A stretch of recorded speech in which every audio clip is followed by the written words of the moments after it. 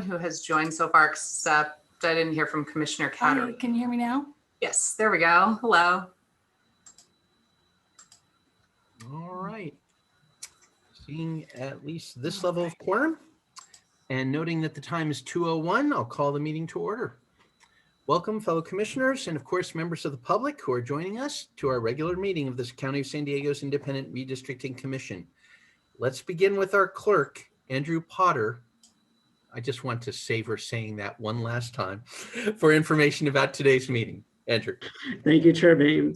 Any members of the public who wish to provide oral testimony during today's meeting, please review the instructions posted on the redistricting website at www.sandiegocounty.gov/redistricting.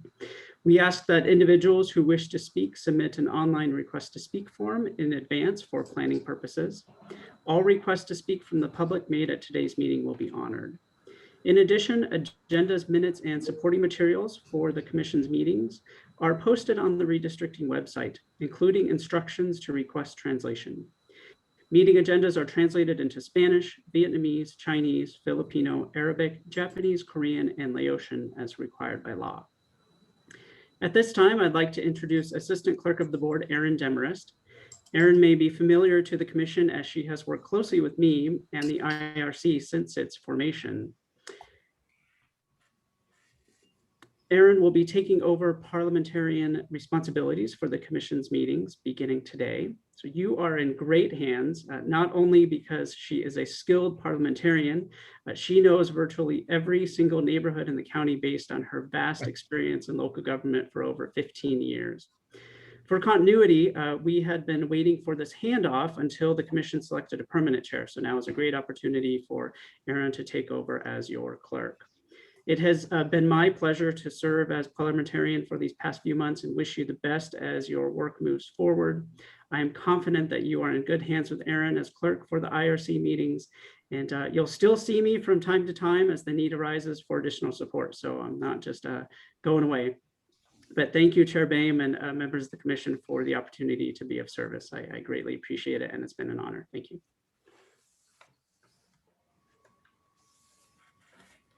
Oh, Chair Boehm, it looks like you're on mute. I'm very sorry. Thank you, Andrew. On behalf of the Commission, I think I can say we're all very grateful for your support and guidance as we've moved forward, recruited, selected, initially organized, and began the work of the county's very first Independent Redistricting Commission. And I know you've learned alongside us as we've been working through it.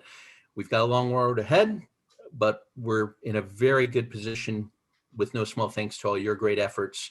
We couldn't have gotten here without you. If I had been able to find a magic 8-ball for you to get answers the way we would call upon you for answers, I would have sent it to you. So I'll keep looking. And Erin, on behalf of the Commission, welcome to serving as our full-time clerk. I have to say, I don't think there's any higher honor in the county than administering the randomizer for our meetings. So I hope you're ready to take up those awesome duties with all our other expectations and requirements. But we do really appreciate your experience. We appreciate all you've done so far, and I know there's going to be even more to come. So thank you in advance for all that. Next item on the agenda is the roll call. So turning to our new clerk, Erin, for her first official duty, would you please call the roll? Sure, thank you. Before I call the roll, I'd like to note for the record that all commissioners are participating via teleconference. As such, all votes will be handled by a roll call vote. Commissioner Boehm. And I'll ask all the commissioners to please unmute your microphone and say here, present.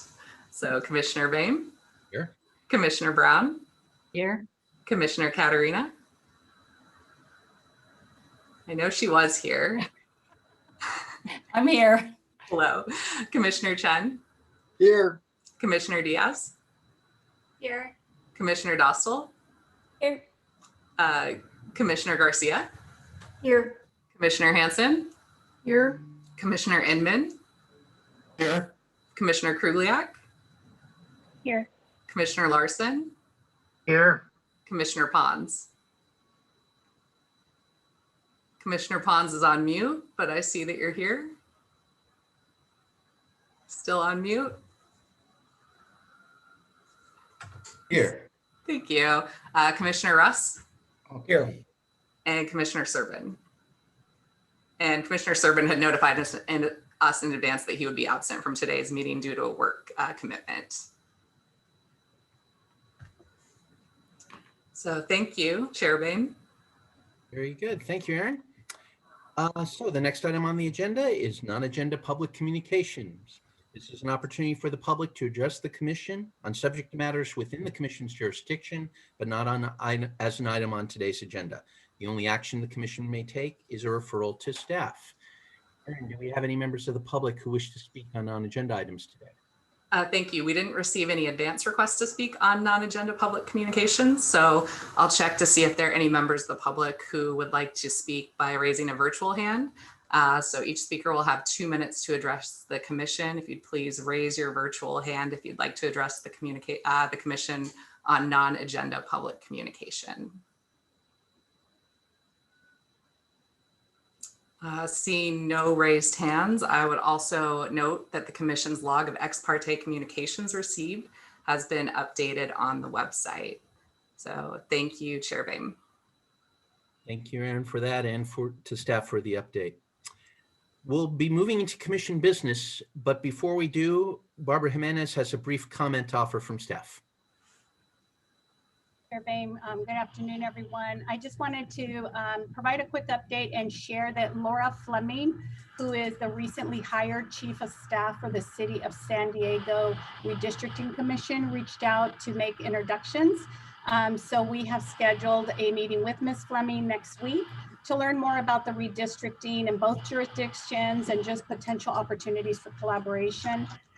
County staff have also connected with redistricting counterparts in both the city of Chula Vista and Santa Barbara to share information and ideas at a staff level. And we will make sure to keep these lines of communication open, and we'll continue to look at other redistricting efforts for ideas and resources for your commission's consideration, including possible contacts between commissioners themselves. And we will continue to update the commission on these contacts as relevant in the future. And that is all, Chair Bain. Thank you very much, Barbara.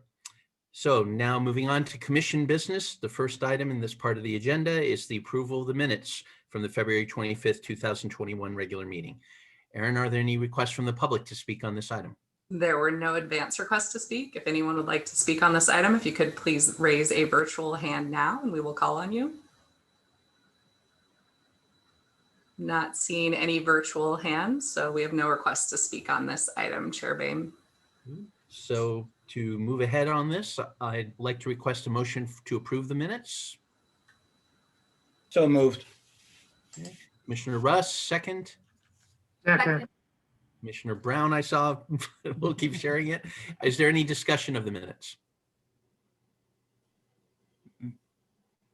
Seeing none, Aaron, would you please call the roll for a vote? Yes, Commissioner Serban, Commissioner Katerina, Commissioner Katerina, I think you're on mute. My mute button is stuck. What can I say? Yes. Thank you. Commissioner Kruglia. Sorry. I saw an aye. We didn't hear it, but Commissioner Garcia. Aye. Thank you. Commissioner Inman. Commissioner Inman, that was an aye. Aye. Commissioner Diaz. Aye. Chair Bain. Aye. Commissioner Chen. Aye. Commissioner Pons. Commissioner Larson. Aye. Commissioner Hanson. Aye. Commissioner Russ. Aye. Commissioner Dostal. Aye. Commissioner Brown. Aye. Chair Bain, that motion passes with all commissioners who are present voting aye. Very good. Thank you, Aaron. Before we move on, let me just note, I'm noticing a bit of a lag occasionally that I think is probably just the nature of the connection today. So I'll ask commissioners, when you unmute yourselves, give it a moment to unmute. I've noticed my button sticking as well. It may very well be my children playing Roblox, but for this moment, we'll just assume we can manage through. Moving on. Item 2 on our agenda for commission business today. an update on Senate Bill 594, authored by Senator Glazer. A copy of the bill has been included in today's agenda package. It was introduced in February and would amend the elections code related to redistricting to try to address the delay in the receipt of the census data that we've discussed before. I would note that this is an informational item with no required action, but we'll be turning in a moment to Ms. Smith to give us more information about it. Because it's an informational item, after she briefs us, we'll first hear any public comments and then provide an opportunity for commissioner questions. Let me turn now, though, to Barbara for an introduction. Thank you, Chair Bain. It's with great pleasure that I introduce you all to Caroline Smith. She is the Director of the county's Office of Strategy and Intergovernmental Affairs. She's been working closely with the county's Sacramento representative, county council, and the county's acting registrar of voters to interact with the Senate Elections Committee staff, who is running point on State Senate Bill 594. SB 594 is a legislative vehicle to account statewide for the fact that the census data will be delayed until September. Caroline has been part of a similar effort, participated over the summer with AB 1276, which dealt with the first round of delays to census numbers and the COVID impacts to the timelines and the public meeting process. She's available into the future anytime an update is needed. She works with me, actually. We work very closely daily on lots of different efforts, and she's very receptive, very responsible, very responsive. And so it's with great pleasure that I introduce Caroline Smith. Perfect. Thanks so much, Barbara. I just wanted to make sure that everyone can hear me okay. Barbara said the sound was a little light. Okay, perfect. Thanks, Erin. So thanks so much for having me today, Chair and Commissioners. It's an honor to virtually meet you all and congratulate you on the important work that you're doing. We wanted to come to you today just by way of an update. We had our first conversation with the Senate Elections Committee within the last week. And so wanted to come to you all early in the process with what we know, what we don't know, and just to bring you up to speed on where we think things are going. As Barbara mentioned, SB 594 will be the vehicle to account for the late census data. This is going to be a heavy lift from the Senate Elections Committee. There are a lot of districts that are impacted by the delay in census data, and everyone has a vested interest that both the maps are drawn correctly and timely and fairly, and that the elections can be processed in a timely fashion. So as we look at what that means moving forward, we know what we want to see, but also something really critical to keep an eye on are the amendments that will be suggested in the future. This bill is by no means in its final form right now. It is going to take months and months of amendments. And so while we're looking at it from what we need, we also want to keep an eye on the amendments that other groups are going to be putting into it, because they may inadvertently change something that impacts our statute. So just wanted to set the groundwork from where we're monitoring this bill from. It obviously impacts everybody at all levels. It isn't just San Diego that's impacted by the delay. And so lots of folks will want to have a say, lots of stakeholders will want to have a say in this process. One of the things that we are doing, or the Senate Elections Committee will start with and the legislature will need to do, is work backwards from the timeline. So there'll be broad decisions at the state level about when that timeline will be. I know that there's been letters from various folks asking the state if they're going to push the primary back. That doesn't look like something that they're receptive to. And so in that case, we're starting from that June primary date and trying to work backwards into what can be done in that time frame. I think, as you all know right now, the maps have to be drawn per AB 1276, E-174, so 174 days before the election takes place in that primary, which puts that date at December 15th at this moment in time. Well, we're looking at it from an election standpoint right now. We know that technically the timeline can be met, but for you all, what that means is that timeline is tight. And so technically, we think we can get it all done. We just wanted to put it on your radar today in case there are things that you want to consider as you move forward and as this bill moves forward that might impact you directly. And I know that you have Marguerite on the line and advising you, who is widely considered the statewide expert in this area. And so there may be things that she knows that I don't know that impact the work that you all are doing. Obviously, we represent the county and the registrar of voters. And so we're looking at it through that lens, but we are more than happy to expand that lens for anything that you all identify that you may need. And if there's things moving forward that you think advocating for in this piece of legislation would be helpful, we would be happy to take that back and take that on insofar as that it gels with what our registrar of voters needs moving forward. And so in the future, as you look towards that and consider some of those impacts, and like I mentioned, it will be an ongoing process. There will be amendments that other groups add in, and we will constantly be on the lookout for things that we think might impact you all and flag those for you, for Barbara and the team, to make sure that you're aware of any amendments that come out in the future. But as it stands, as you look forward to the work that you'll have to do quickly once that data is released, if there's anything that we can do to help that through a legislative vehicle, we're absolutely happy to do that. So I don't have much to say today by way of an update, but more wanted to get in on the ground floor of those early conversations with you all. So it isn't a surprise down the road when amendments start going into the bill. And we start some of those conversations in earnest about the changes that we need to see. And so today we're keeping an eye on it because today it doesn't look terrible, but we just want to make sure that we are being proactive in communicating with you all and making sure that that's a two-way street, that we're getting the information out there that you need to see from that legislation. So with that, I'll pause and take a breath, Barbara and Chair. Open it up for any specific questions or placeholders or things you'd like me to take back and think about now. Thank you very much, Ms. Smith. We appreciate the time you're taking to join us and provide that update, and I'm sure we'll look forward to more. Before I open it up, as I said, let me just check with Aaron. Do we have any requests from the public to speak on this item? Chair Bain, we didn't receive any advance requests to speak. So if anyone who's on the Zoom meeting would like to speak, if you could please raise a virtual hand now and we will call on you. Seeing no virtual hands, Chair Bain. Very good. So the floor is open for questions. Commissioners, please. Vice Chair Diaz. Yes, hi. Thank you for that presentation. I just wanted to clarify that this is an urgency statute requiring 2/3 vote by the legislature as it's written.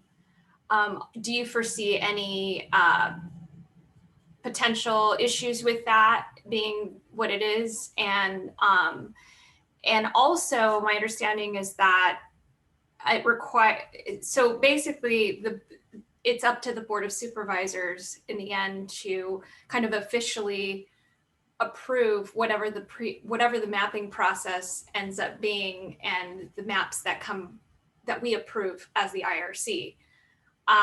Is that just sort of a ceremonial okay, or what is the role of the Board of Supervisors? If you can clarify a bit so the public understands. I'll take the first part and then I'll kick it to Marguerite for the second part. The first part for the urgency statute is it has to be urgency because the maps have to be drawn this year. So any statute that is not urgency doesn't take effect until January 1 of the following year, which would obviously be too late. So it doesn't mean that the bill will be done tomorrow. It just means that once it is passed by the legislature and it does need that 2/3 vote, that it will be effective immediately. So it will likely not stretch far into the fall, but it won't be done tomorrow. And so there is time to get that feedback in so that bill will be active as soon as it passes and time to draw the maps. And then I'll turn it over to Marguerite for the Board of Supervisors question. I'm guessing that's in reference to the recent amendments, which are, I think, were to address the needs of all the counties who are not San Diego, LA, and Santa Barbara, but I'll let Marguerite clarify. Thank you, Caroline. I'm so glad you're here, and I'm so glad we're talking about it, because this is an item that needs to be on the radar of the commission. And we've talked about it at our last 2 and perhaps even 3 meetings. And we noted at the last meeting that the proposed amendments, and they're just initial amendments, did not affect the statute applicable to the commission, our commission, at all. And there are special provisions in the statute applicable to our commission that could be tinkered with to help loosen the timeline and give more opportunity for our commission to realize the intent of the statute. I want to talk specifically, respond to Commissioner Diaz. The adoption of this plan is yours. You adopt the final plan. It is not approved by the Board of Supervisors. You are to file the plan with the clerk of the board. And of course, as a courtesy, there may be a presentation to the board about the plan and its rationale. But this commission is the final say on this plan. So when it comes to the legislation, the commission needs to be thinking through what the process looks like between the end of September and the middle of December. And if there were no changes, what would that process look like? But if there were to be changes to help this commission do what it's intended to do and what it wants to do, what would those look like? And that is a topic for another discussion. We don't have it on the agenda today. But Carolyn, I'm glad you're here, letting us know that we have a vehicle and an avenue for making the commission's thoughts heard on this. And that's incredibly important.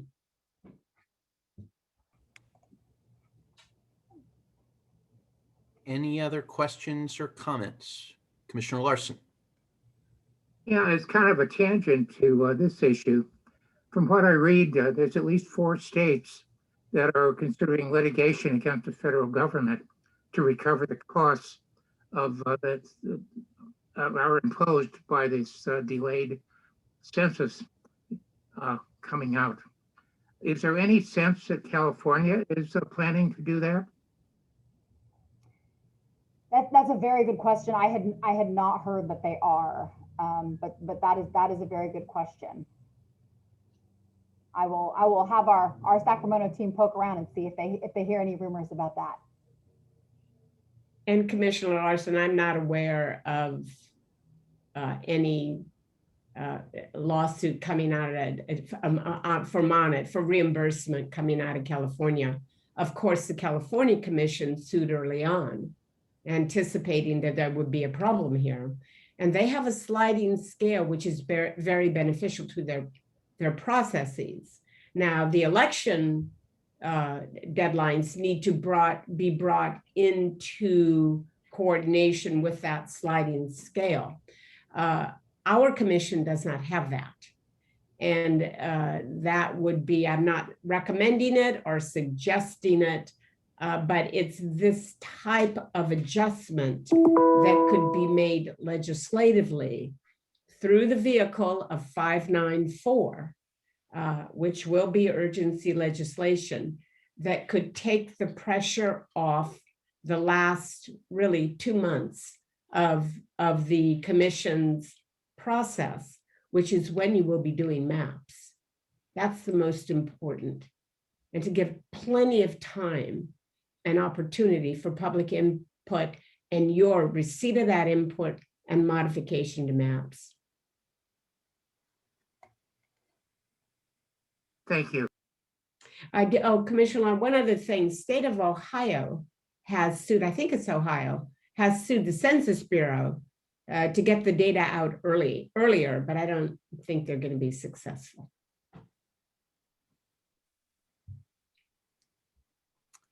Other questions or comments? Very well. Well, thanks, Caroline, if you don't mind me using your first name. Marguerite, thanks as always too. It is incredibly important. I really appreciate the insights from what you're seeing, what Commissioner Larson and Vice Chair Diaz asked, including about the news.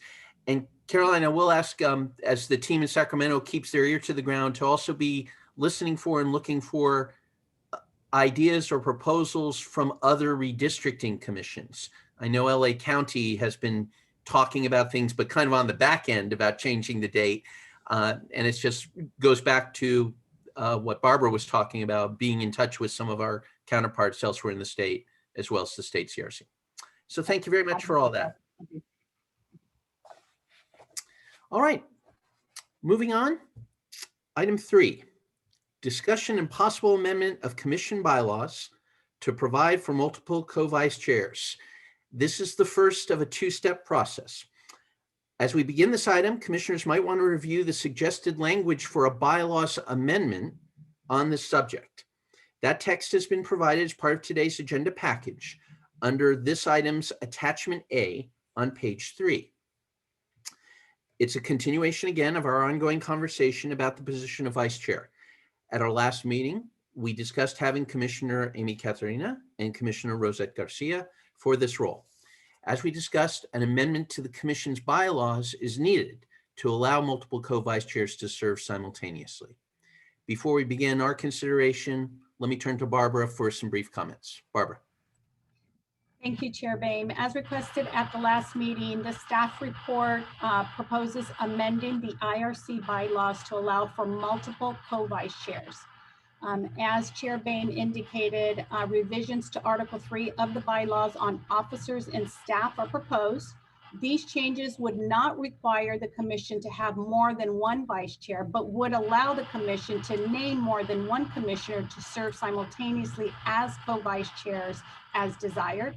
Approval of item 3 is the first step that would allow for Commissioner Amy Catarina and Commissioner Rosette Garcia to serve simultaneously as co-vice chairs, as was discussed at the last IRC meeting.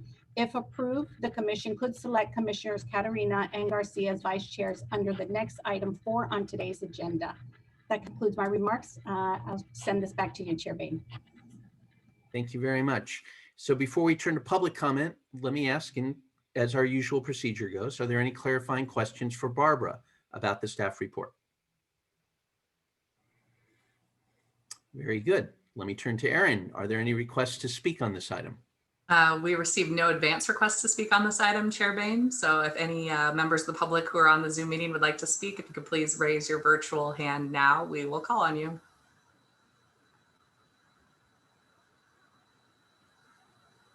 Seeing no virtual hands, Chair Boehm. Very good. Thank you very much. So as usual, we need a motion before we begin our discussion. I'm sorry, Commissioner Russ. I just wanted to see how the two commissioners in question felt about being co-chairs as opposed to splitting a term. And that may be a question to ask after the motion is made. Okay. I prefer if that's okay with you, but it's a perfectly legitimate question, probably the first one we should ask, so no problem. First, so let me ask if we have a motion to approve the amended bylaws to approve the amendment that's proposed that would allow for multiple simultaneous co-vice chairs as included in attachment A of the staff report. I'll move. Okay, Commissioner Russ, do we have a second? Commissioner Brown, thank you. Let's go on to discussion. And Commissioner Russ, if you don't mind, we'll just turn that question over to Commissioners Garcia and Catarina. Great.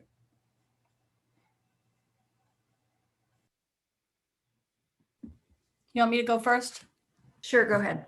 So Rosette and I have been working together on the Outreach and Communications RFP Ad Hoc Committee, as well as the Ad Hoc Committee for Communications and Outreach. And we have a very good working relationship. I have absolutely no problem serving simultaneously with Commissioner Garcia, and I look forward to it. I am open to whatever solution the board is interested in, but I am comfortable with a co-chair scenario. And I have nothing to add. I will just echo exactly what Amy just said. Thank you. Very good. Commissioner Russ, good? I have no problems with it. I appreciate them answering that question. Good. Commissioner Ponce. Yes, I like the proposal that they have the split service where they are doing it sequentially and not a dual co-chairs, vice chairs. I just think that's a very straightforward process. And the randomizing the selection for the first vice chair to serve and then the second vice chair to serve sequentially. I think that's just a better approach, and that's what I would recommend. Commissioner Brown? Yes, I was going to ask too, the way that it's suggested to be rewritten, should one of the two of them not be able to continue as vice chair, then we wouldn't have to come back and visit anything, right? I mean, we wouldn't have to alter anything in the bylaws. It seems like it's adaptable for one or more. Just want to make that clear. I'll ask for staff and council to confirm, but it's a good question, Commissioner Brown. What I would read on section 2 of Article 3, when there's reference to an office is vacated, the chairperson may temporarily appoint a member of the commission.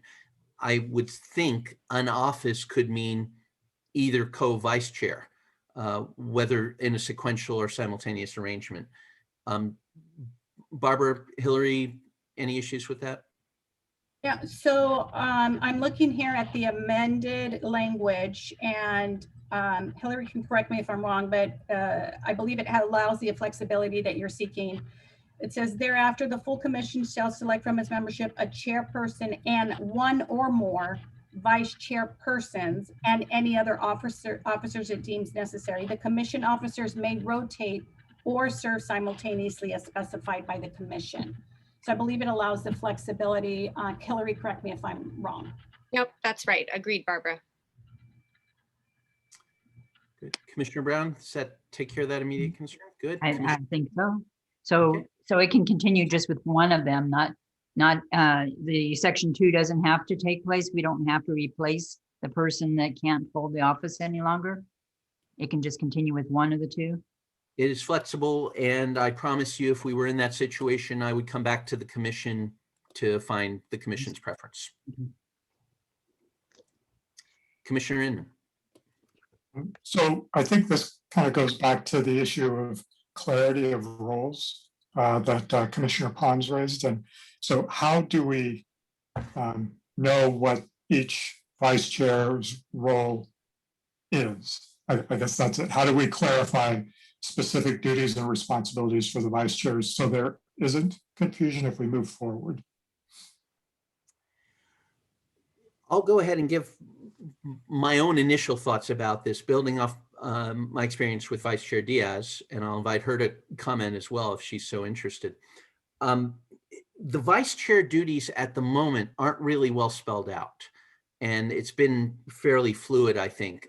Some of it's just been preparation for the meetings and going over some of the procedural aspects that come up between meetings. And I personally don't see a problem doing that with 2 vice chairs any differently than 1 vice chair. I do think Commissioner Inman and Commissioner Pons before, it's relevant to your point. It's a very good point that we probably should spell out some duties more. I feel like we're well on the road to firming up, clarifying, and detailing duties for the commission that will undoubtedly be improved by assigning a lead or tracking responsibility to 1 or more vice chairs serving simultaneously or in rotation. But I think it's frankly an issue, once we resolve today's discussion, that we'll need to discuss and bring back to the commission as a proposal. We could try to define that today. I would suggest that might be a little ambitious, and we might be better off having a proposal for what those duties might look like and see what commissioners think of that. Vice Chair Diaz, do you want to weigh in at this point? Yeah, Commissioner Pons and Inman, you bring up very good points. I think clarity of roles is definitely something that is a work in progress with this commission when we first started off in the interim period. And I'm glad that that Chair Boehm is open to having this alternative structure, which actually isn't new in other bodies, but I think it is important, and I would suggest that the chair meet with the 2 vice chairs to discuss what those potential split of roles would be, and then come back to the commission about, hey, this is what we decided. This is how we're going to, divide the work. And I think it's just great to have shared responsibilities. There's a lot of work this commission is going to be doing, especially when it comes to setting up these special meetings that are coming up as the RFP is in the works. And also the fact that we're going to be having to do a lot of logistical preparation for that, and that time squeeze that we're going to be up against in the fall is just going to be so critical to have more of an all hands on deck approach. So I think that, that would just be my recommendation. And, my experience working with Chair has been very positive. And he's more, I've worked in that space where, I'm sharing, I love the fact that I was able to co-lead a meeting at one point. So I'm sure there's going to be opportunities for that in the future. So the motion right now on the floor is to approve as these bylaws are amended. And I think it's flexible enough for us to come to that decision. About the thing about continuity is an interesting one. And, I would rather not, personally, I would rather not break up the terms and just have it one term throughout for the rest of the year. So, those are my 2 cents. I hope that's helpful. And I would like to, if there's no further discussion, I'd like to second the motion that's on the floor, if it hasn't been, Okay. which I forgot, but. We're okay. All right, let me give Commissioner Inman a chance to respond, then Commissioner Garcia, then Commissioner Ponce. Well, I guess it's just to clarify. So the motion right now would simply change the bylaws. We're not deciding whether we're not deciding anything about roles and responsibilities. That would be the next part where, we're going to have that discussion about, do we have 2 and do they split it? Do they serve sequentially? And so on. So right now it's just amend the bylaws, but the next motion would be where we actually talk about what the people do. Barbara, do you want to clarify that? So this item before us, it is to discuss the possible amendment of the commission bylaws to provide for multiple co-vice chairs. The next item would then be the selection of vice chairs or multiple co-vice chairs of the commission. But Commissioner Inman, I would add, I'm not sure we'll even get to the specification of duties today, partly because we have to get through this bylaws moment, which I think we're almost ready to vote on. And then we have to decide on the initial plan.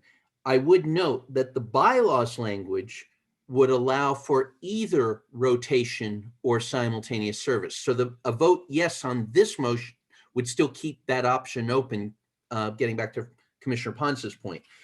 The next motion would say they're serving simultaneously, but would still leave open the question of what their actual roles and responsibilities and duties would be in that arrangement. Good? Okay. So Commissioner Garcia and then Commissioner Ponce. Yes, I just wanted to say that I actually think that I would prefer the continuity of having 2 vice chairs serving simultaneously throughout the term, because then you wouldn't have that sort of ramp up period with starting a new vice chair at some point in the middle. That might be a critical moment during the work that we're doing. And just as I was looking back through my notebook here, and we actually had, I have in my notes that one of the things that we might need to do was to actually establish a job description for chair and vice chair, because it's pretty broad and vague for both of those offices in our current bylaws. So I would agree that, first of all, I want to repeat that whatever it is that the commission would like to do is fine with me. But I would agree, I think, with what you said, Chair Boehm, which is that we would establish the job description and the duties if we should choose multiple vice chairs. offline and then bring a recommendation to the commission. That's all I wanted to say. Thank you. Thank you for that. Right now, Commissioner Pons, do you still want to weigh in? No, I'm ready to vote on the motion. Okay, so I think we're ready to vote. Any final comments? Very good. So on the motion as introduced and seconded to amend the bylaws as listed in attachment A, Erin, could you please call vote? Thank you. Commissioner Garcia, Aye. Commissioner Krugliak, Aye. Commissioner Inman, Aye. Commissioner Katerina, Aye. Commissioner Dostal. I just received an email from her that she's having technical difficulties right now. So we'll move on to Commissioner Russ, Aye. Commissioner Hanson, Aye. Commissioner Brown, Aye. Commissioner Serban, Commissioner Chen, Aye. Commissioner Diaz, Aye. Commissioner Larson, Aye. Commissioner Pons, Nay. Chair Boehm, Aye. and it looks like Commissioner Dostal rejoined. Sorry, I'm going to abstain because I've been kicked out, so I don't even know what we're voting on. I'll abstain. So that motion passes with Commissioner Pons voting no, Commissioner Dostal abstaining, and Commissioner Serban absent. Very good. And thank you for the discussion. And Commissioner Dostal, I apologize for the technical difficulties. I'm sorry about that. Commissioner Garcia, if I could impose on you to lower your hand, that's okay. All right, so moving on to the next item on the agenda. And continuing on the topic of vice chair, we now move to item 4, selection of vice chair or multiple co-vice chairs of the commission. As noted in the staff report for this item, we extended at our last meeting the interim period in which Commissioner Sonia Diaz serves as vice chair through today, March 11th. I do want to take this opportunity to once again thank Sonia for her service and contributions, both in the role of vice chair and in so many other ways. It's really been a pleasure and an honor again. That said, the end of this period, combined with the bylaws as just amended, means that we now need to identify one or more commissioners to fill the position of vice chair, beginning really at this meeting and taking effect tomorrow. As I mentioned previously, at the last meeting, the commission discussed having Commissioner Amy Caterina and Commissioner Rosette Garcia for this role. To start, I'd like to turn to Barbara for just a few brief introductory remarks. Barbara. Thank you, Chair Boehm. And as you mentioned, this item does provide an opportunity for the commission to consider one or more permanent vice chairs. With the approved change in the bylaws, the commission can now approve Commissioner Caterina and Commissioner Garcia as permanent co-vice chairs that would serve simultaneously for the remainder of 2021, including for all meetings of the commission. I do want to note that the commission has discussed previously having a commissioner from each supervisory district serve temporarily as a chair pro tem and or a vice chair pro tem during the district specific pre-mapping public hearings. And these hearings have not been scheduled, and staff is currently working on the revisions to the timeline to incorporate the census delay and all the upcoming information we've been talking about. Staff will provide the opportunity for the commission, of course, to review and consider the role of chair and vice chair pro tem once a revised meeting schedule has been approved by the commission, and if that is still the desire of the commission. So as a reminder, the action is consider approving the vice chair of the Independent Redistricting Commission commencing March 12th as either Commissioner Amy Caterina and Commissioner Rosette Garcia serving as simultaneous multiple co-vice chairs, or selecting a single vice chair. That is all. Thank you, Chairman Baden. Very good. Before we go to public comment, let me see if there are any clarifying questions to ask. Commissioner Chen.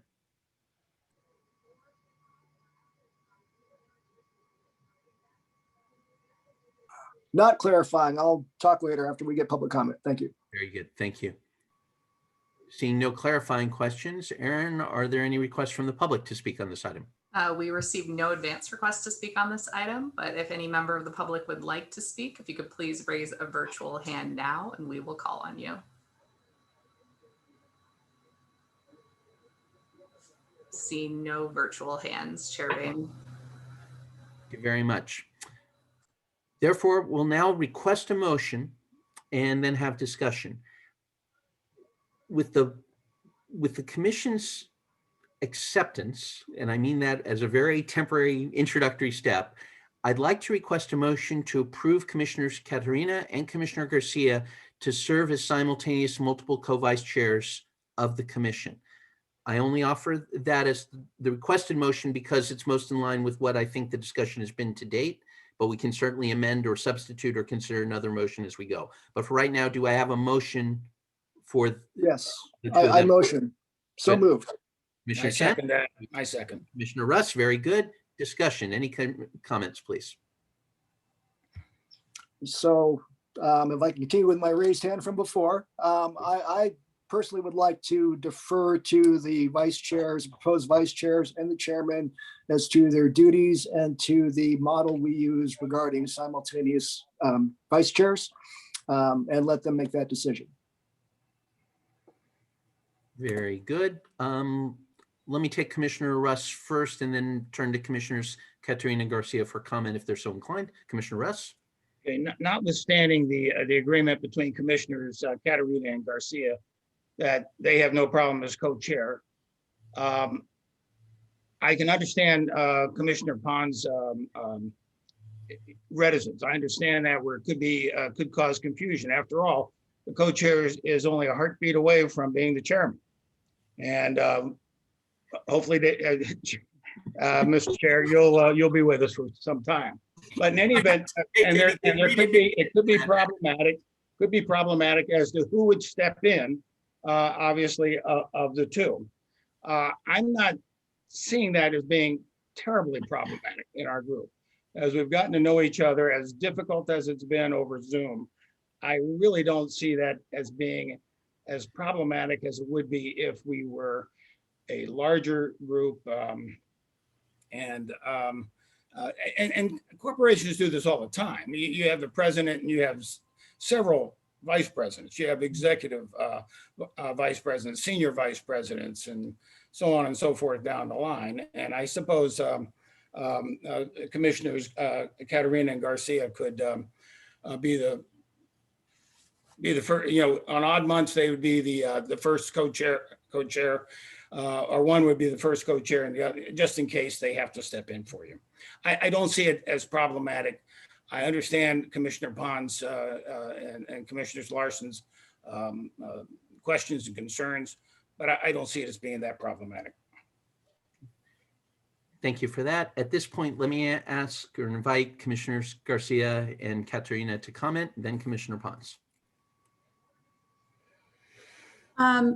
Actually, I would like to hear from Commissioner Pons. He said that he would prefer a rotating vice chairs, but I'd like to hear from him specifically why he prefers that. I'm not sure.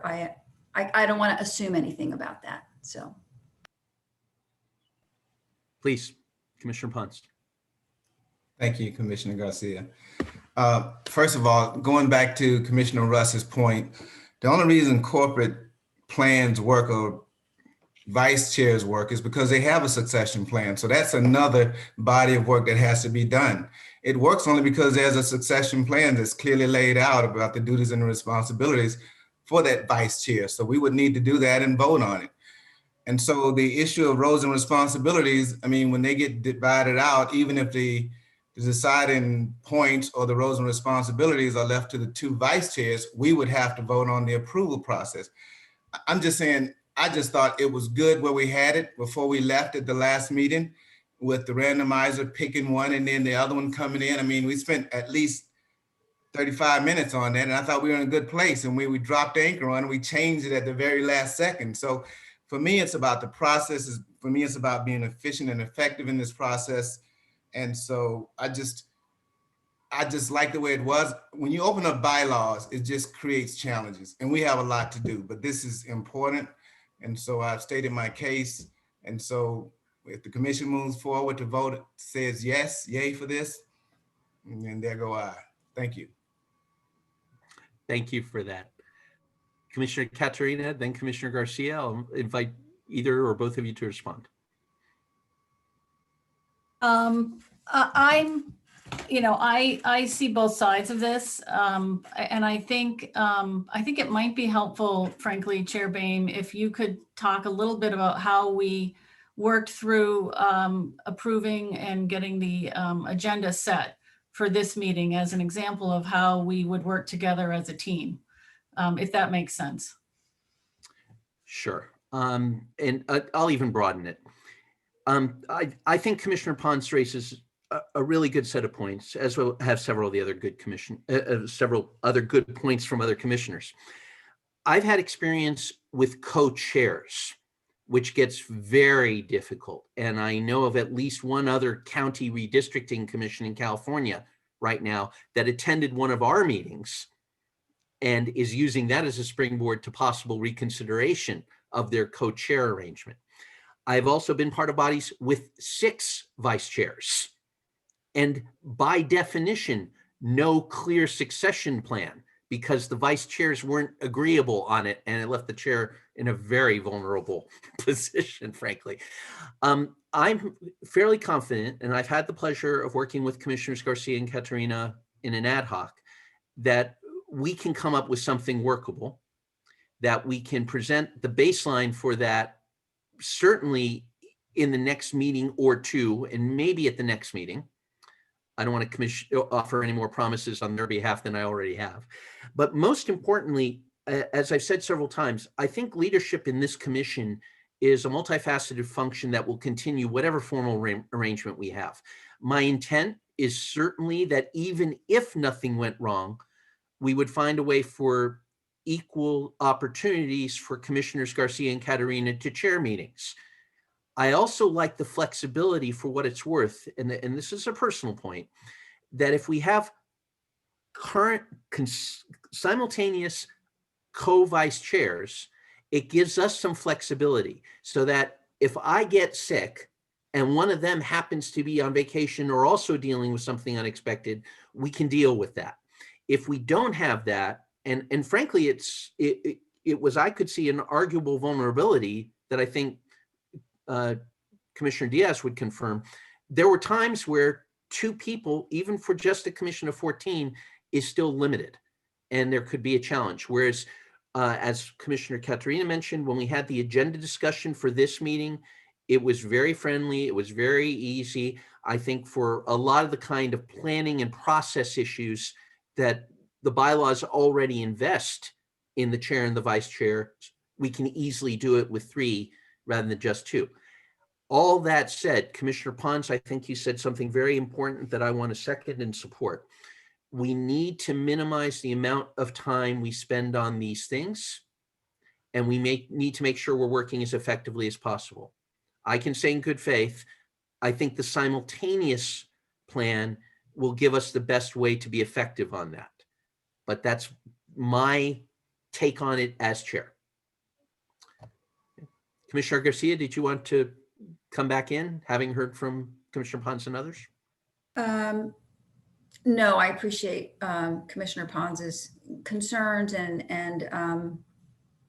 I believe that that comments made by you and some of the other commissioners, I hope allay those concerns, because I don't think that we will get into the kind of trouble that Commissioner Pons is worried about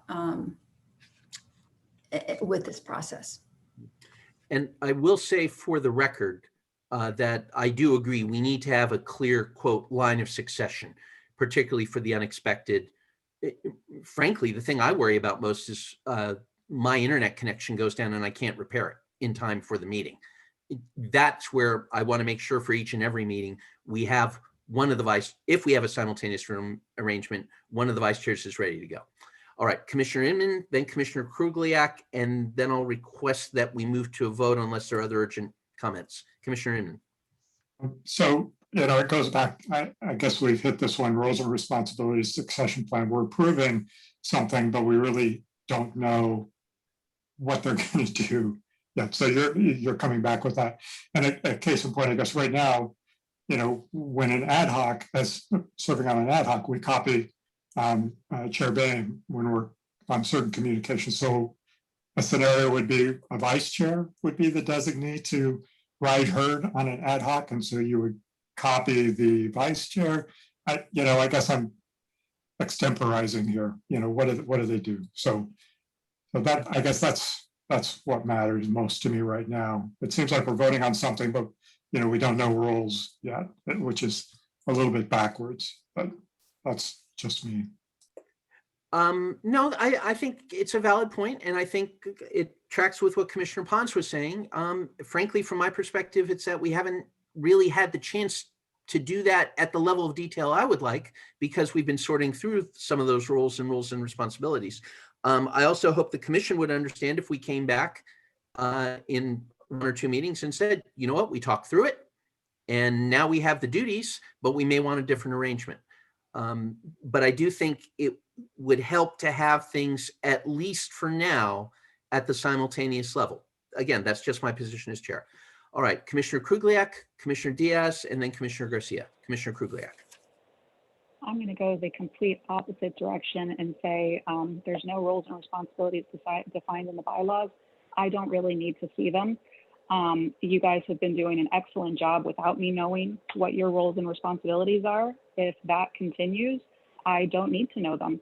And if it doesn't continue, we can revisit it and perhaps lay it out. But so far, you guys have done a great job, and I'm sure that co-chairs Katerina and Garcia would continue that trend, and that's great. Very kind comment, and I think I saw a visual thumbs up from Commissioner Dostal that we'll add to the record. Commissioner Diaz. For the bylaws that we just approved at this commission, I just want to point out that in section 3 on Article 3, section 3, the last sentence says the chairperson assigns coordinating duties to the vice chairpersons as necessary. So, I mean, it does leave it open to, I mean, there's the bylaws and then the operating procedures of this commission. The operating procedures that we've chosen that's referenced here was the Rosenberg's Rules of Order. But again, the bylaws leaves it pretty open to determine what those, at least from an operating standpoint, what the roles and duties of the vice chairs are. So I just wanted to clarify that if in case that was missed somewhere in the discussion. That's all I had to say. Thanks very much. No, that's very useful. Commissioner Garcia. Yeah, I just wanted to make 2 points. One was that the reason that we even just amended the bylaws is because, in fact, we had a motion or it was recommended, I think, by Commissioner Krugliak that we amend the bylaws in order to allow for simultaneously serving vice chairs, because our bylaws already allowed for rotating chairs and vice chairs. So my recollection is that we had sort of reached consensus on that, which is why that bylaws amendment came to us. There was a second point I was going to make, but I'm sorry, I've forgotten it at this point. Oh, I know. And I was actually going to say, in response to Commissioner Inman, that we already don't have the roles of the chair and the vice chair specifically spelled out. And just as Commissioner Diaz just pointed out, that happens and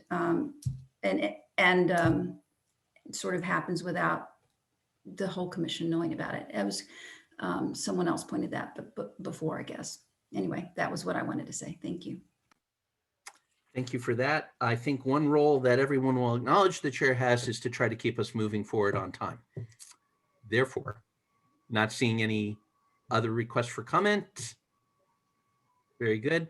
We'll now vote on the motion that I hope is clear to everyone on approving Commissioners Katerina and Garcia to serve as simultaneous multiple co-vice chairs. Aaron, would you please call the for a vote. Yes, thank you, Chair Boehm. Commissioner Krugliak,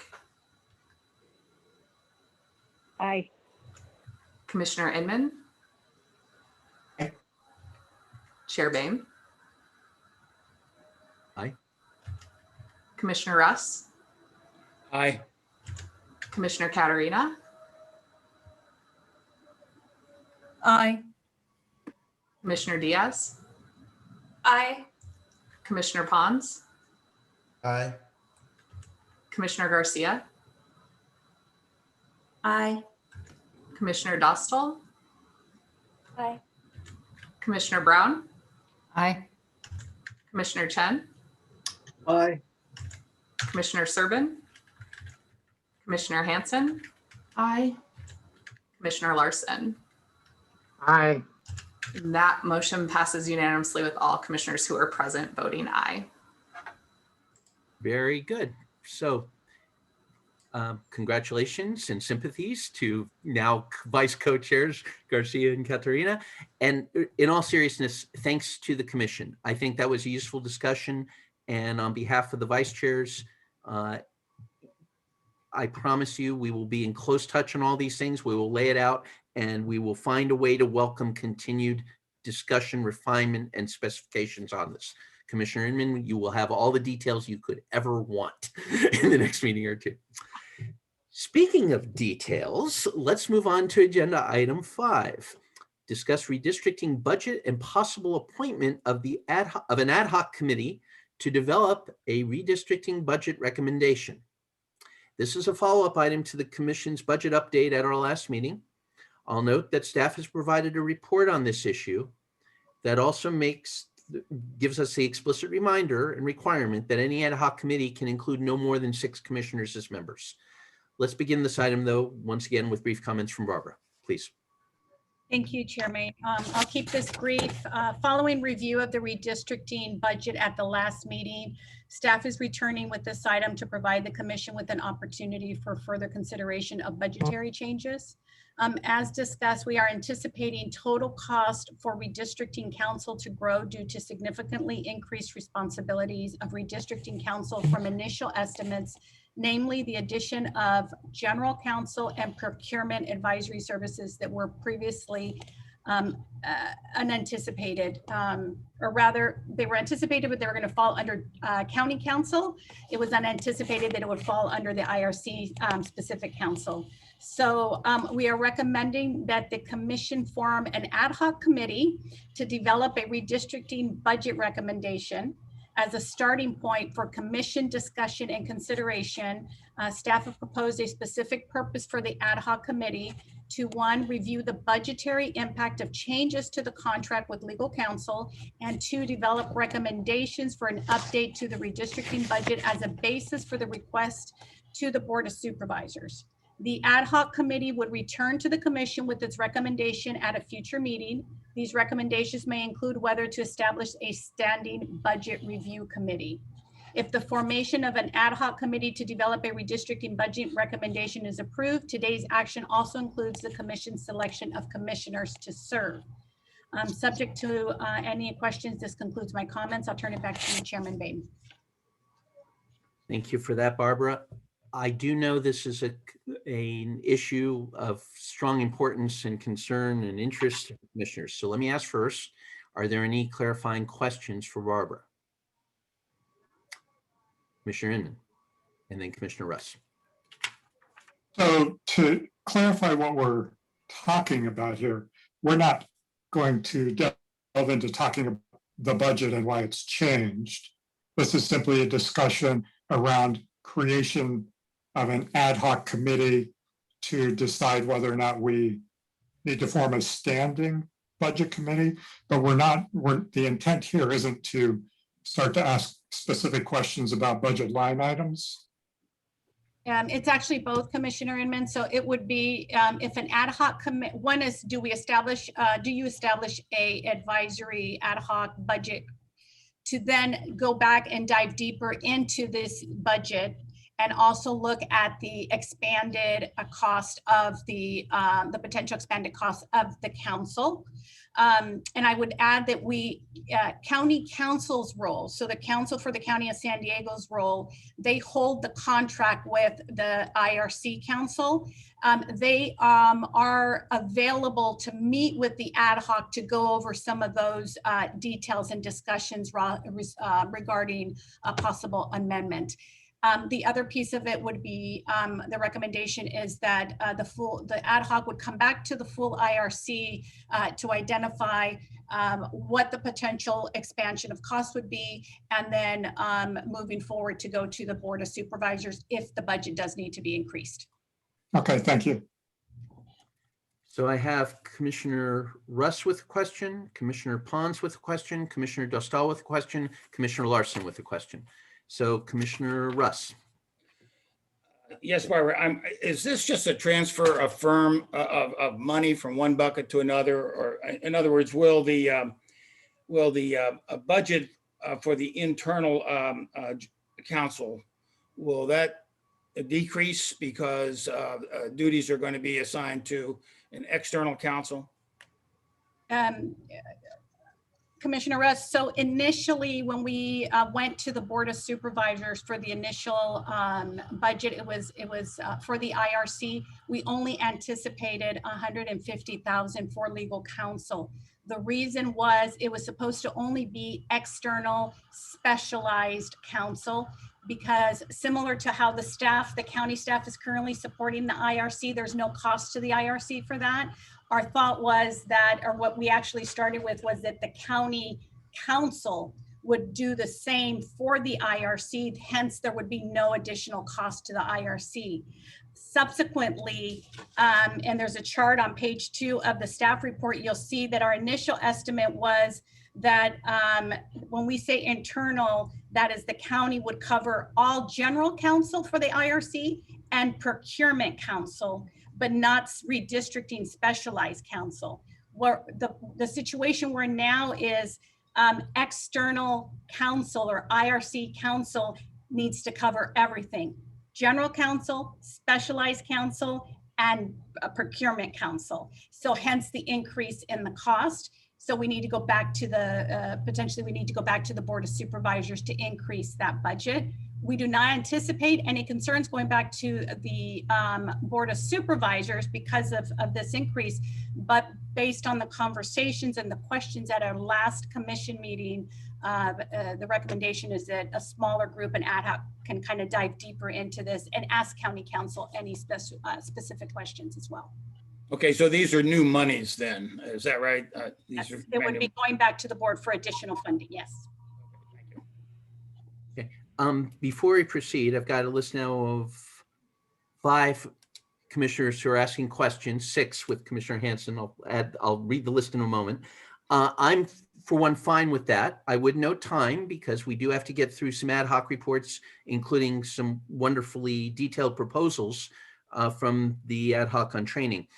I would note, though, that I'd request commissioners in creating the ad hoc to pay very careful attention to the wording on the tasking to the ad hoc. And if there are any clarifying questions that need to be asked, I more than welcome them. It will be important to make sure that mandate allows the ad hoc to dive into all the issues that are of concerns to the commissioners. I think just from a chair procedural point of view, we're in pretty good shape on that with the existing language, but I'd certainly want to include that as we move ahead. All right, the list I have right now is Commissioner Pons, Commissioner Dostal, Commissioner Larson, Commissioner Krugliak, Commissioner Garcia, Commissioner Hanson. Again, all I had raised my hand for Commissioner Hanson because she had raised her hand a while ago. So just you spot me out. Very good, thank you. And I apologize, Commissioner Hanson, for not seeing yours. So moving on then, still in the realm of questions, Commissioner Pons. No questions. I just wanted to commend the staff on taking the last 2 discussions regarding the budget and the issues concerning the budget and turning those words into tasks and objectives. I mean, that was really good and very succinct and comprehensive. So thank you very much. So no questions, just commendation. Always welcome. Thank you for that. Commissioner Dostal.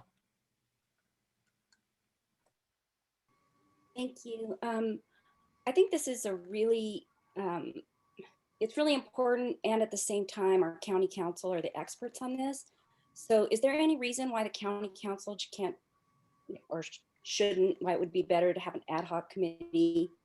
Seems like an extra step we don't need. Can't the county council come to the entire commission and explain it to us, and then we can, as a group, you know, as an entire commission, approve it? If I may, Chair Boehm, and I can confirm with County Council, my understanding is because they are the holder of the contract with the current external counsel, and they would in essence be negotiating a contract, they can inform us, to form a smaller group, kind of answer any questions rather than coming to the full commission, only because they're in that sort of in the middle place right now, if that makes sense. Got it. Thank you. That's very helpful.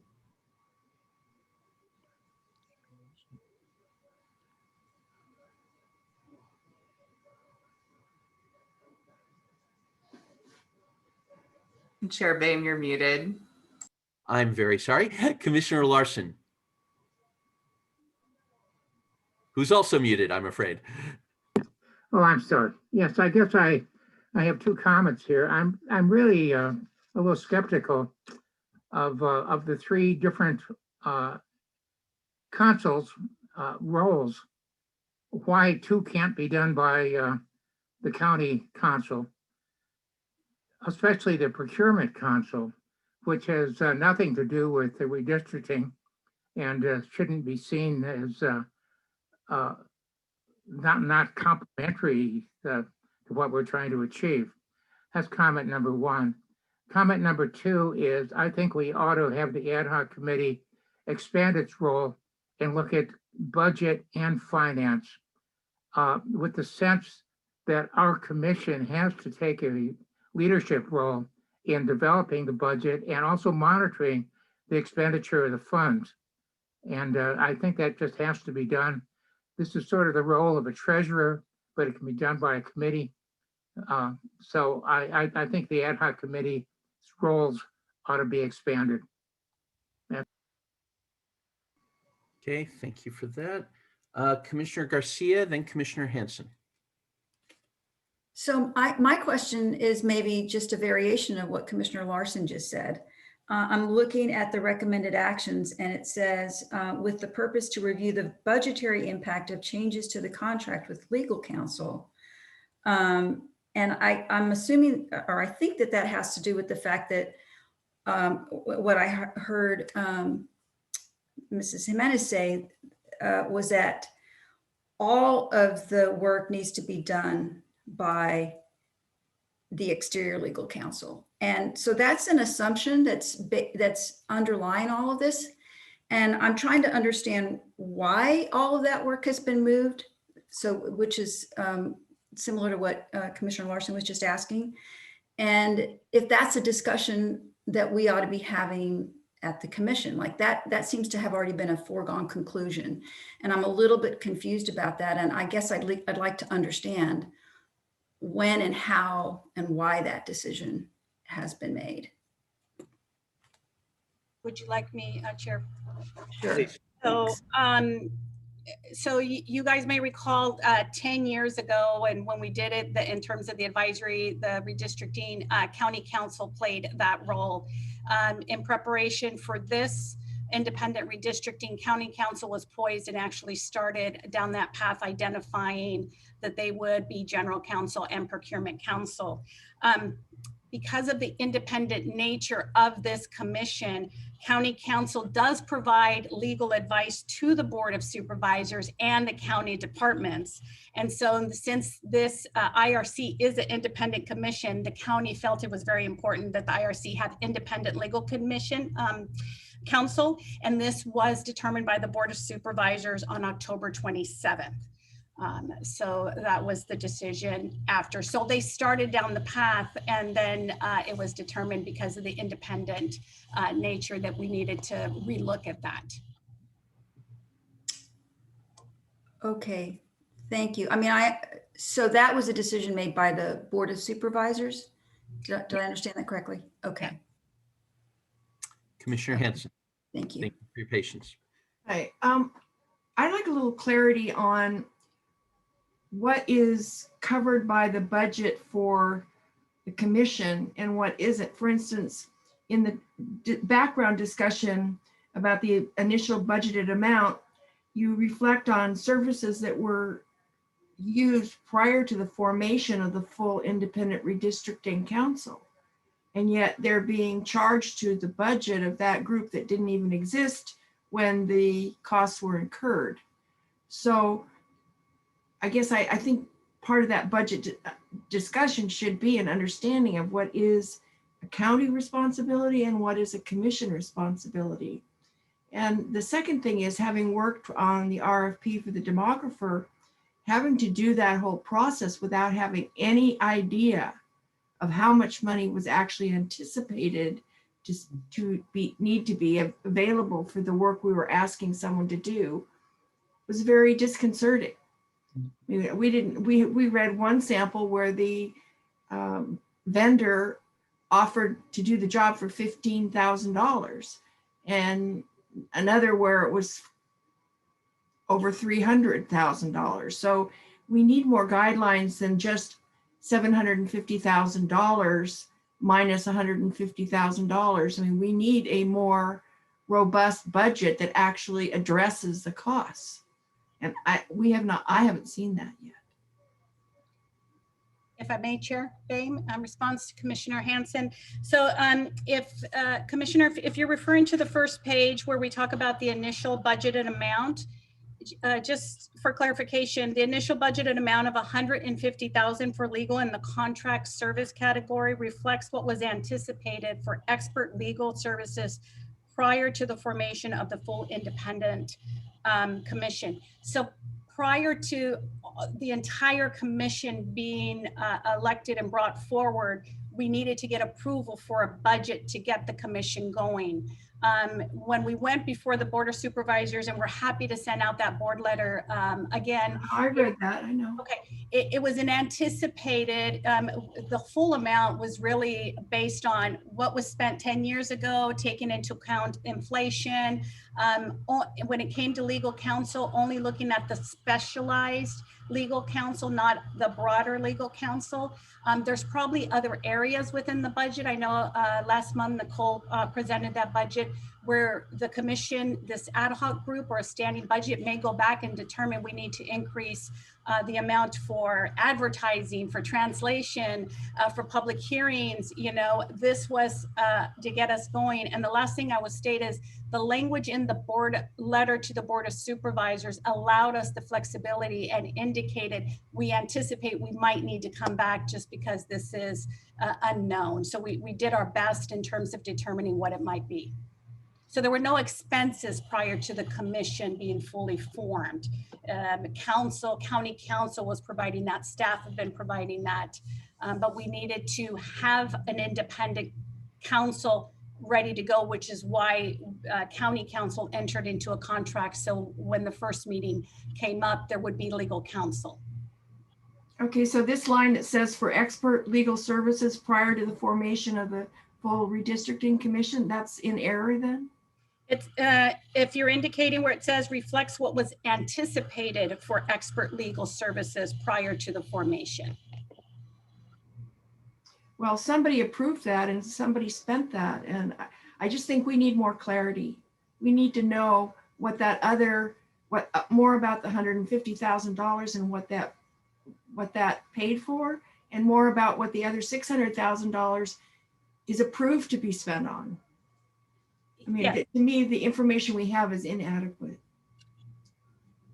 So Commissioner, the $150,000 has not been spent. We are anticipating, based on the fact that council is broader than that we're going to exceed the $150,000. And so the recommendation is that an ad hoc committee will look at that to determine what that additional cost will be because of the change in what the specialized counsel will cover. Okay. I will again just briefly remind commissioners of the time and remind we're still in clarifying questions. And I'd like to move us on as quickly as possible to getting a motion that would meet these terms and interests as strongly as possible. Right now, though, I have Commissioner Kugliak and then Commissioner Diaz. Commissioner Kugliak, please. Mine truly is a clarifying question. I could have misunderstood, but you said that on October 28th, the Board of Supervisors approved, I understood approved independent external legal counsel to represent us.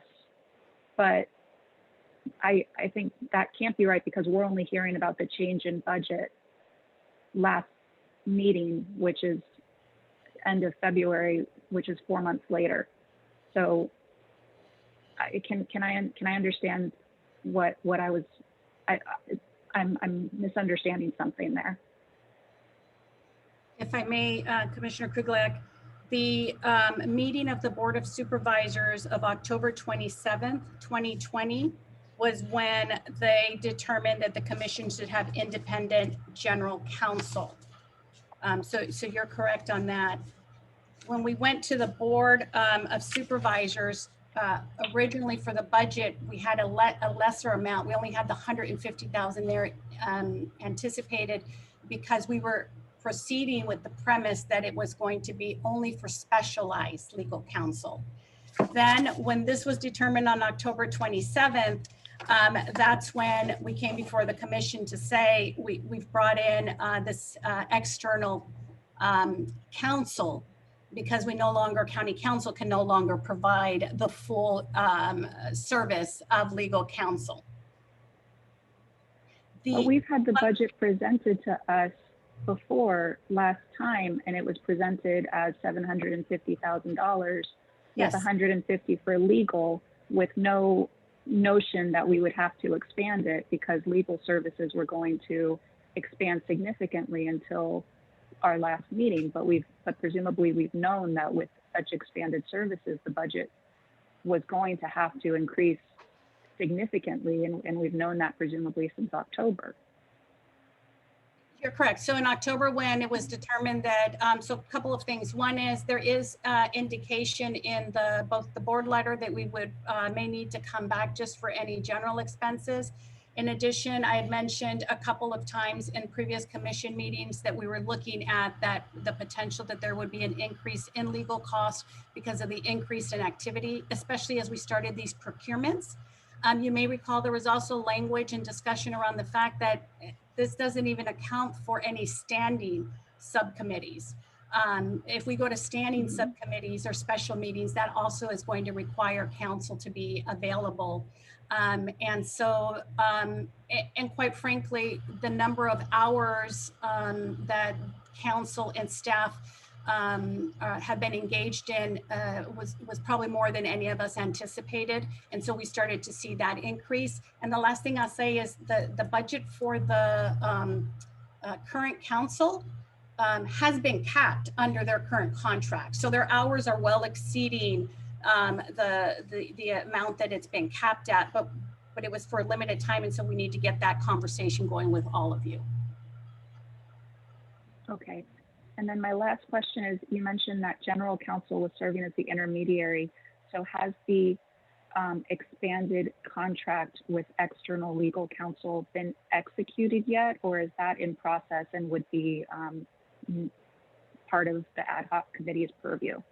Correct. They hold the contract. And so those conversations have begun, but based on the conversation or last IRC meeting, to answer your question, the contract has not been executed, and this would be part of the discussion through the ad hoc. Thank you. Thank you. Commissioner Diaz. Yeah, that kind of partially answers my question. I was going to ask about if this ad hoc committee were formed, what kinds of documentation would be made available to the members of that ad hoc, and how, because, right down to the actual contract of legal counsel, and I don't know, at this point, it sounds like there's really no flexibility with who we're working with because we're just kind of stuck there. But I don't want to give that, I hope that's not, a limiting factor in terms of looking at all these expenses. And I just need more clarity on developing of these recommendations themselves, how are we going to get from point A to point B without, the documentation we need is what I'm trying to get at.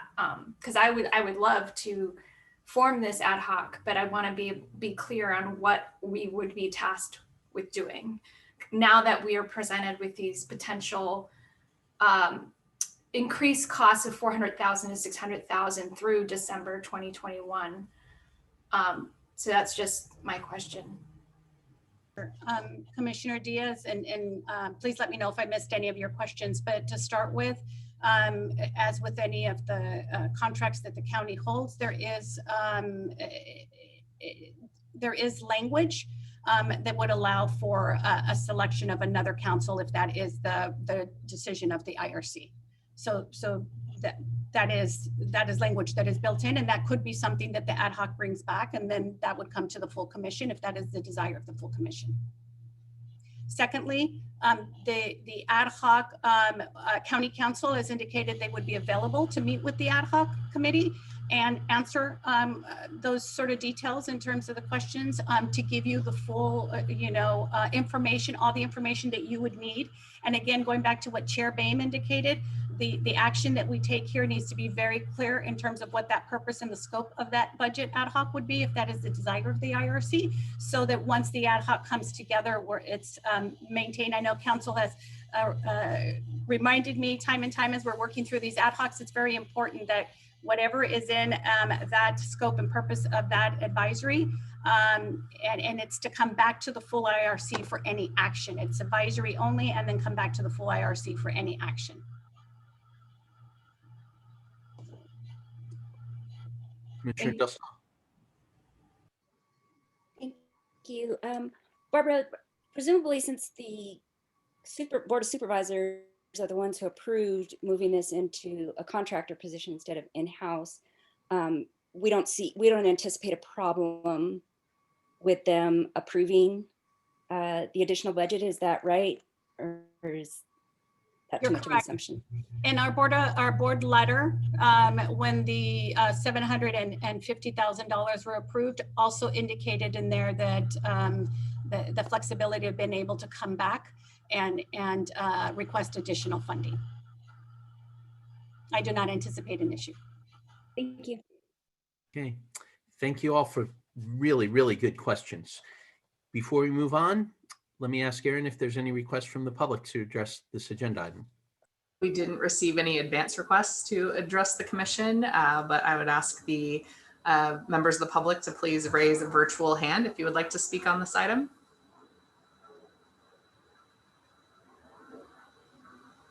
Not seeing any virtual hands, Chair Boehm. Very well, thank you. So I'm going to call for a motion in a moment.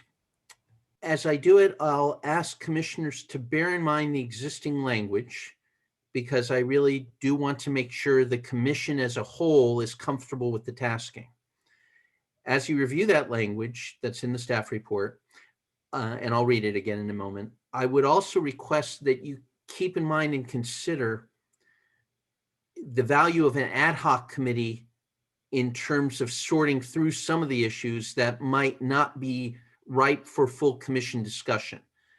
Whatever language we use in this motion, whatever mandate the ad hoc committee is given, I would respectfully suggest that committee be tasked with coming back to the commission with the idea that the commission can dive into whatever details the ad hoc recommends as the focus for our discussion. So in addition to collecting all the information, to reviewing all the concerns and the history of this, the idea I hope would be that the ad hoc committee would tee up a solid commission discussion of it. And I want to make sure commissioners, particularly those who decide not to volunteer for the ad hoc, are comfortable with that sequence, because we're going to be asking that ad hoc committee to not only present a recommendation, but be ready to answer any questions from other commissioners that may not be in their recommendation. So it needs to be both specific, as Barbara rightly noted, but also open enough that we can have the full commission review. So with that in mind, I'd like to ask for a motion that refers to the existing language, i.e. that the ad hoc committee would have the purpose to review the budgetary impact of changes to the contract with legal counsel. That's one. To develop recommendations for an update to the redistricting budget as a basis for a request to the Board of Supervisors.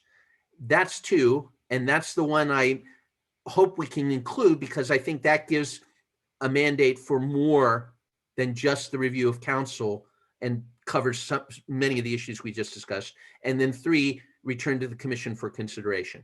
That's all captured in recommendation action 1 of the staff report on this agenda item.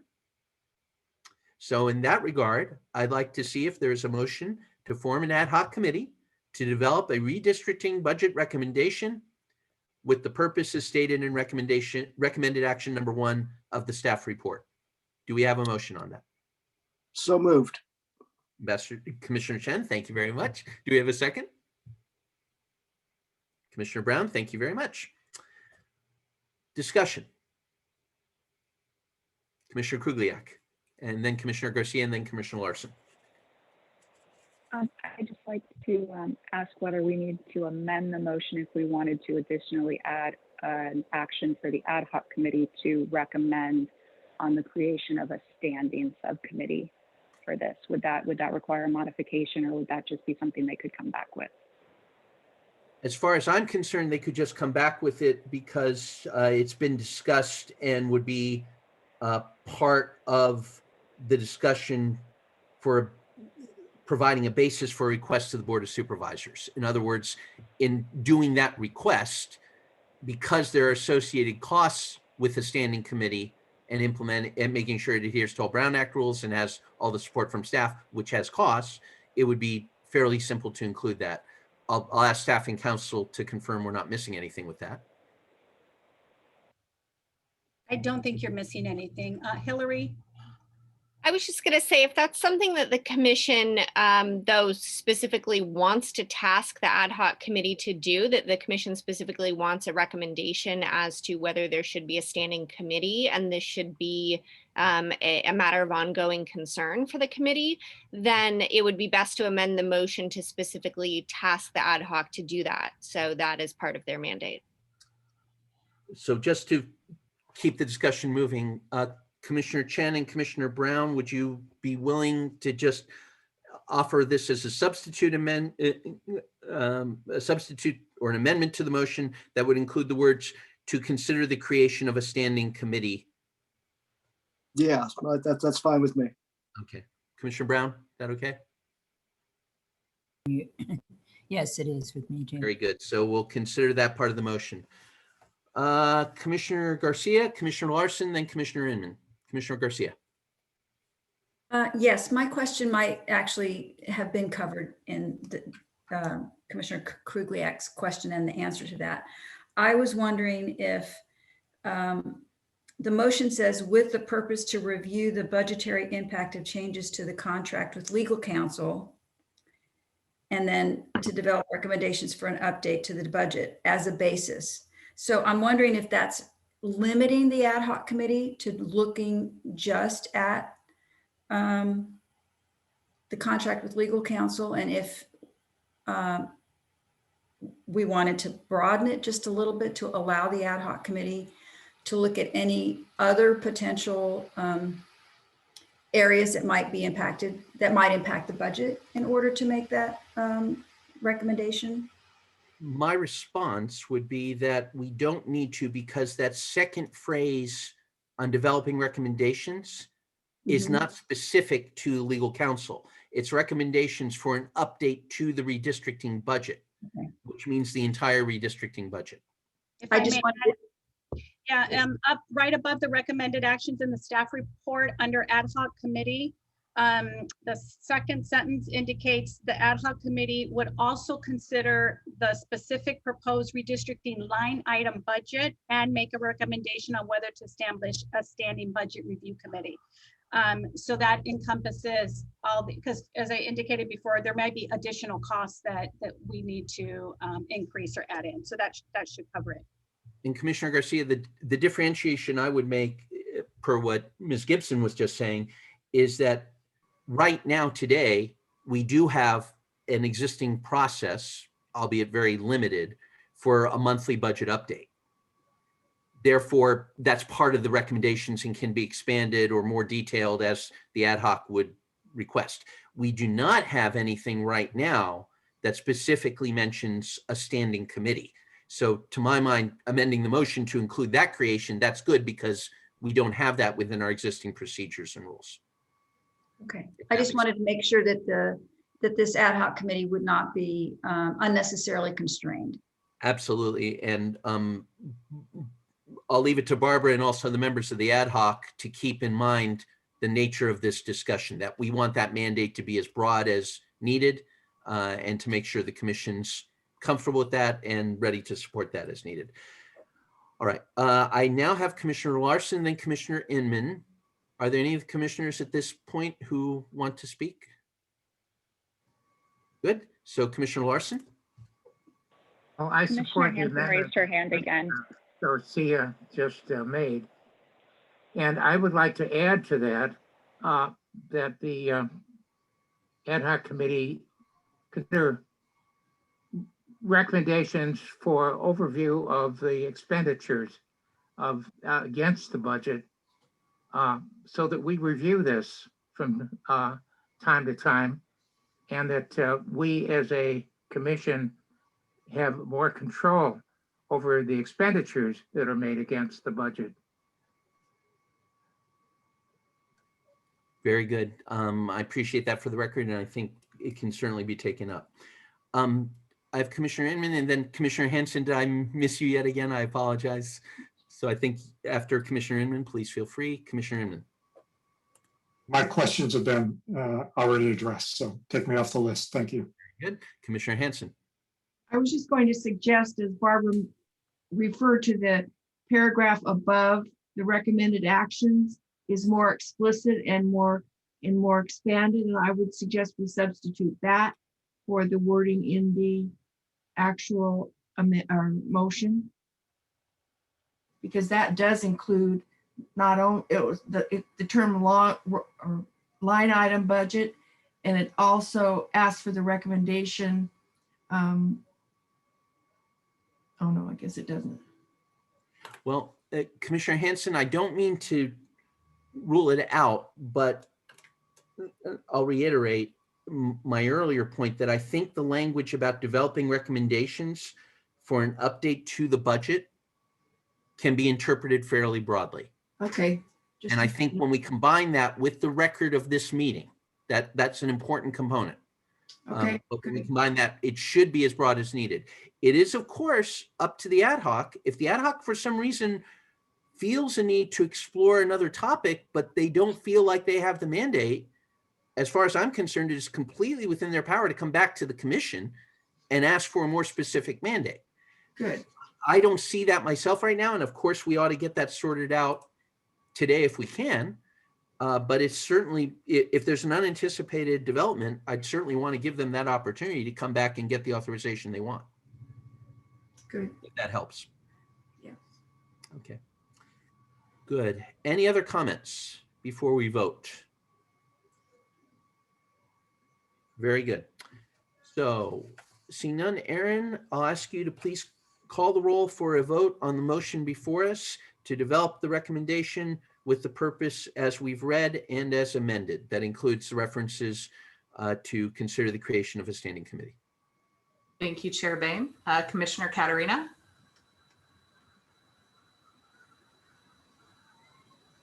Yes. Commissioner Garcia. Aye. Commissioner Larson. Aye. Commissioner Diaz. Aye. Commissioner Pons. Aye. Commissioner Krugliak. Aye. Commissioner Russ. Aye. Commissioner Dostal. Aye. Commissioner Chen. Aye. Commissioner Servin. Commissioner Brown. Aye. Commissioner Inman. Aye. Commissioner Hanson. Aye. Chair Bain. Aye. That motion passes unanimously with all commissioners who are present voting aye. Very good. Before we move on to the next item, I made a process call to go ahead and get the vote on that motion. Now that we have the ad hoc, I would like to request for members for the ad hoc. And I think in keeping with what we've done before, could I just see for now a show of hands to see if we can, if there's interest below the 6 threshold. So is there interest in serving? If you're interested in serving on this budget ad hoc committee, could you please raise your hand? I see Commissioner Larson.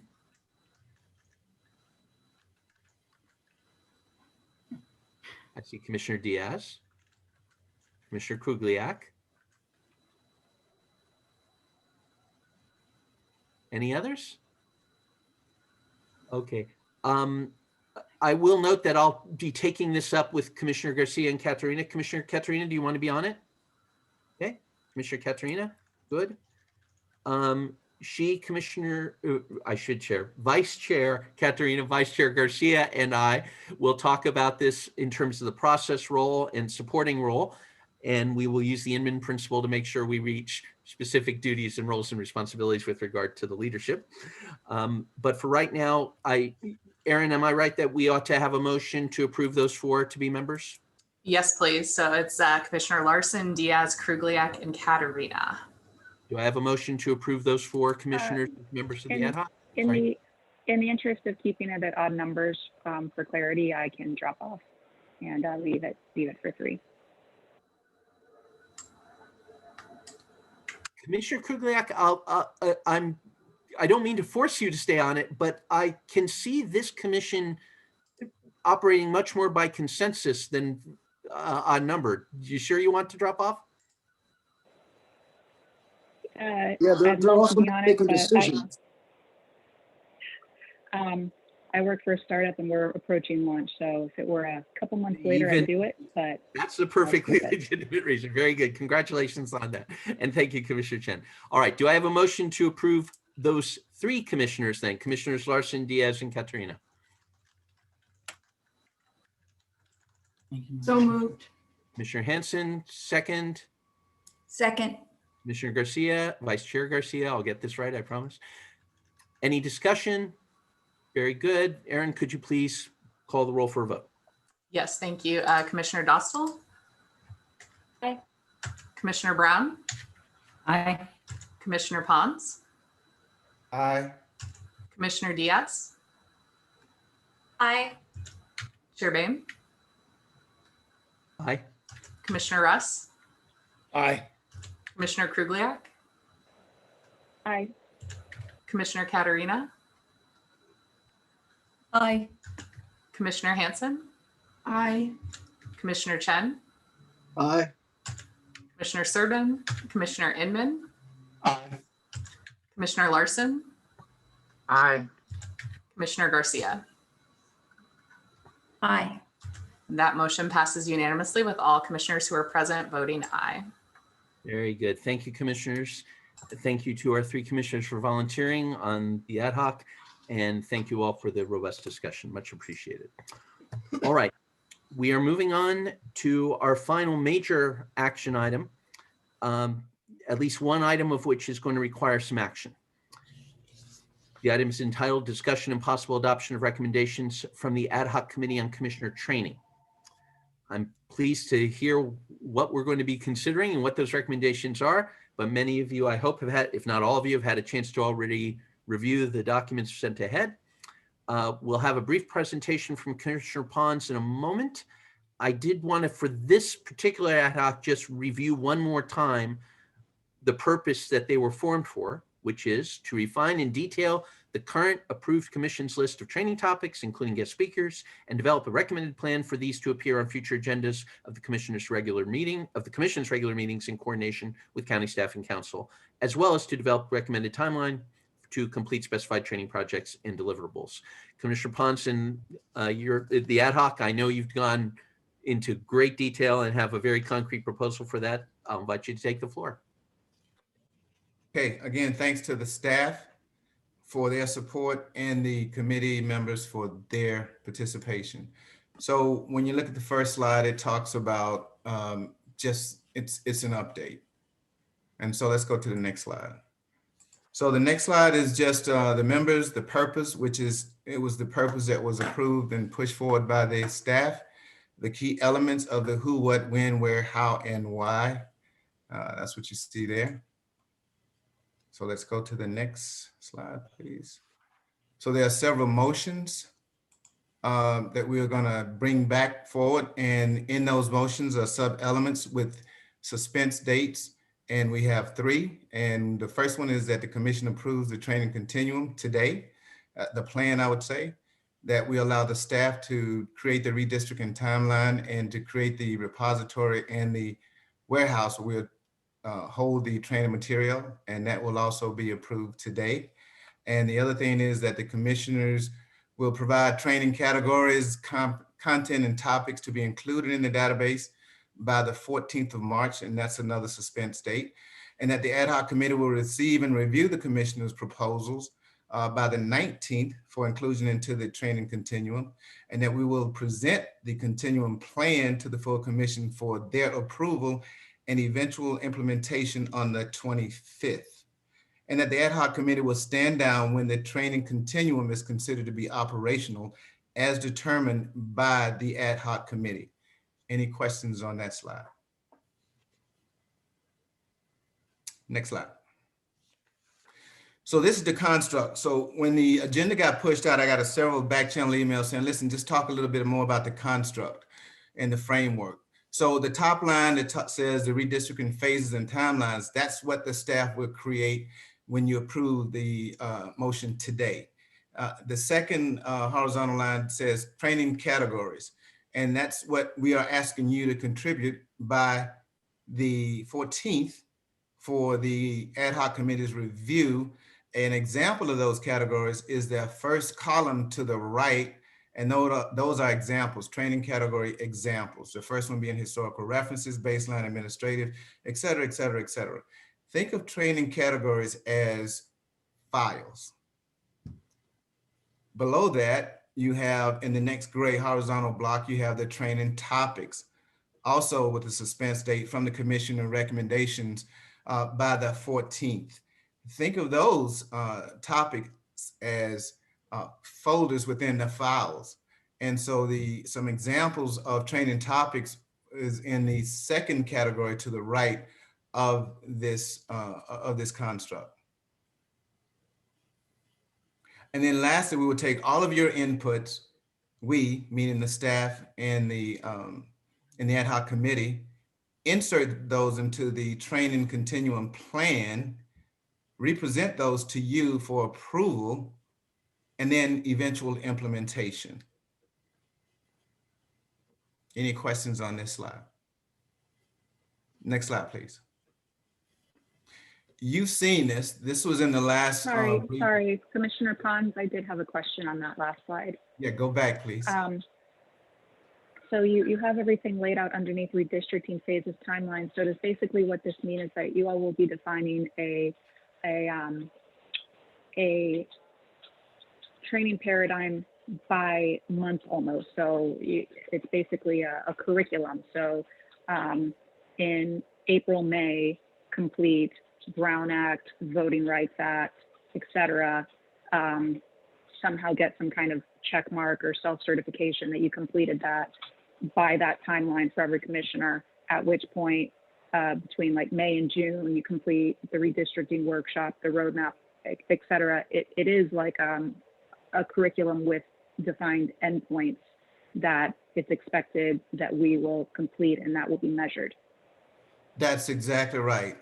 And if you remember back in January, we were presented with a continuum, a redistricting phase of execution, and it was blocked out in like 2 months, 3 month periods, but they weren't categorized like this is indoctrination, this is orientation, this is implementation, this is mapping, this is X, Y, and Z. So we're asking the staff to make some very discrete phases so that we can insert those training categories and the associated topics within those timelines, and we can get ahead of the process so that when we see something coming down like in May, we say, you know, the information in the training material is there. If you have the time and inclination, go and do some self-study. And we can also make a determination it will be a directed study training where someone would present it to everyone. If not, it could be just self-study where you can just, you know, sort of educate yourself by going to the information, saving the time of having the training because we'll all get it. So I think the only mandated training would be the directed training that would benefit us all. And we will identify those in this training continuum as the required check marks, as you said, Commissioner Krugliak. Okay, I would just comment that it might be possible to do a hybrid, that if there are things that are important, but maybe don't rise to the level of being presented at a meeting, they're in the same way that we all had to complete forms and things like that prior to joining this commission, we could probably make some self-study somehow measurable without it taking meeting time. So there might be a third method there. Okay, that sounds good. And please, when you send us those recommendations, identify those type of training topics and categories. That will help us to understand where you want to put this in the training continuum. Commissioner Pons, excuse me for the interruption. Because you brought up the request for those trainings, in order to preserve our Brown Act and all of those communications, we could help facilitate an email to the full commission out of our county box, and then all commissioners can send in that type of information, and we're happy to compile it for you. No, thank you very much, Barbara. It was coming to you anyway. And then, Barbara, just to add one thing to that, that would then need to be presented to the full IRC. Any recommendations from the full commission will need to come back before the full IRC at an IRC meeting instead of coming to the ad hoc as an intermediary step because of the Brown Act considerations. Yes. And to be clear, we are not going to take any of your recommendations and dismiss them. They will all be incorporated. So everything you give us, we'll find a place for it. And then you will get that back during the presentation on the 19th. Absolutely.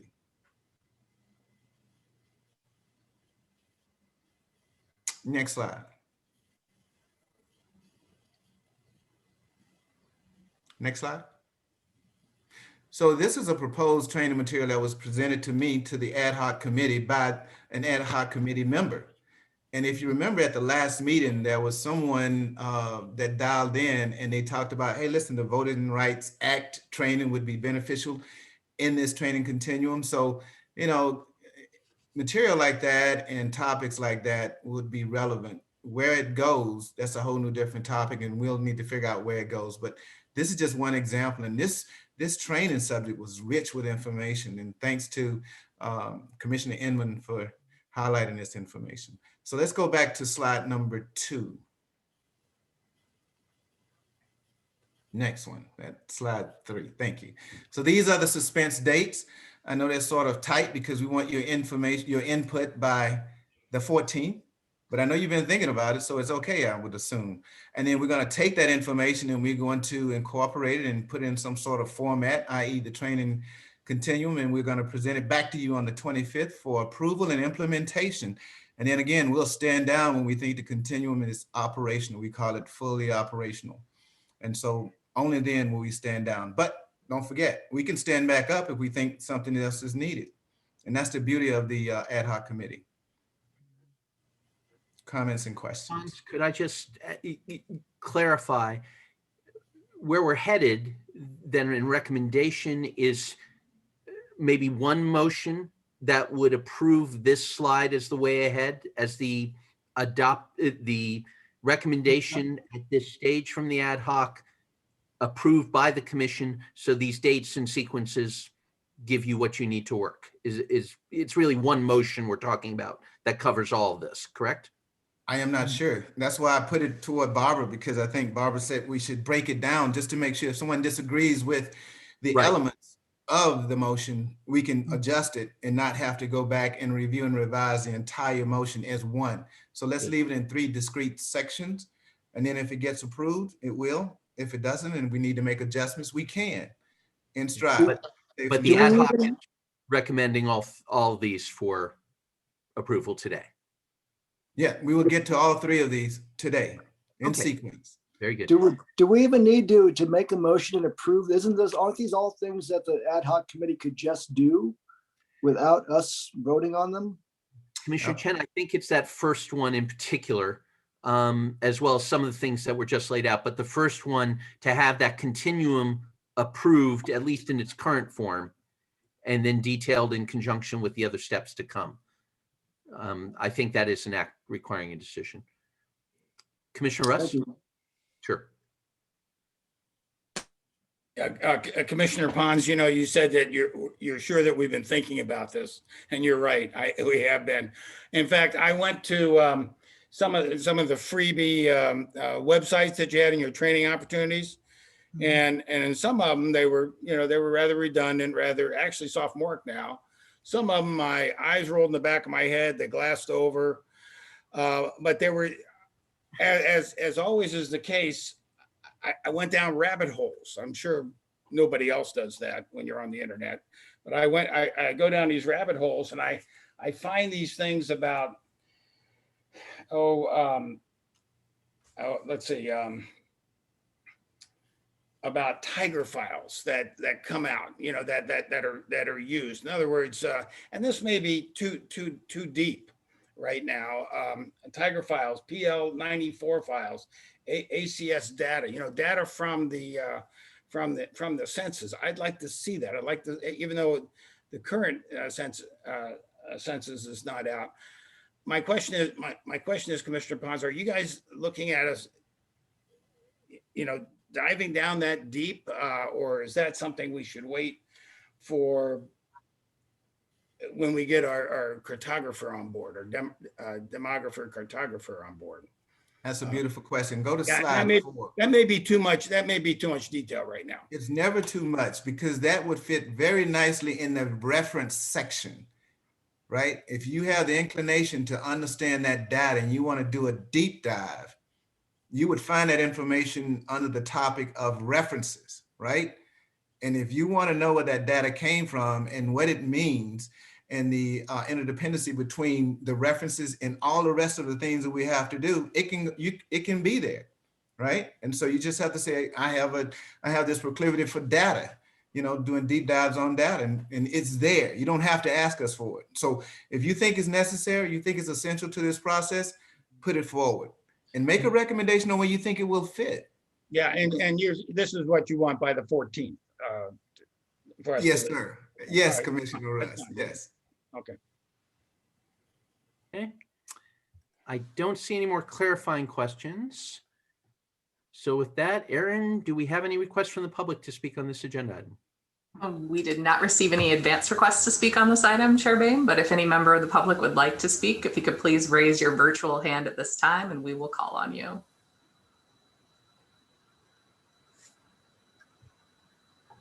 Not seeing any virtual hands, Chair Bain. Thank you very much.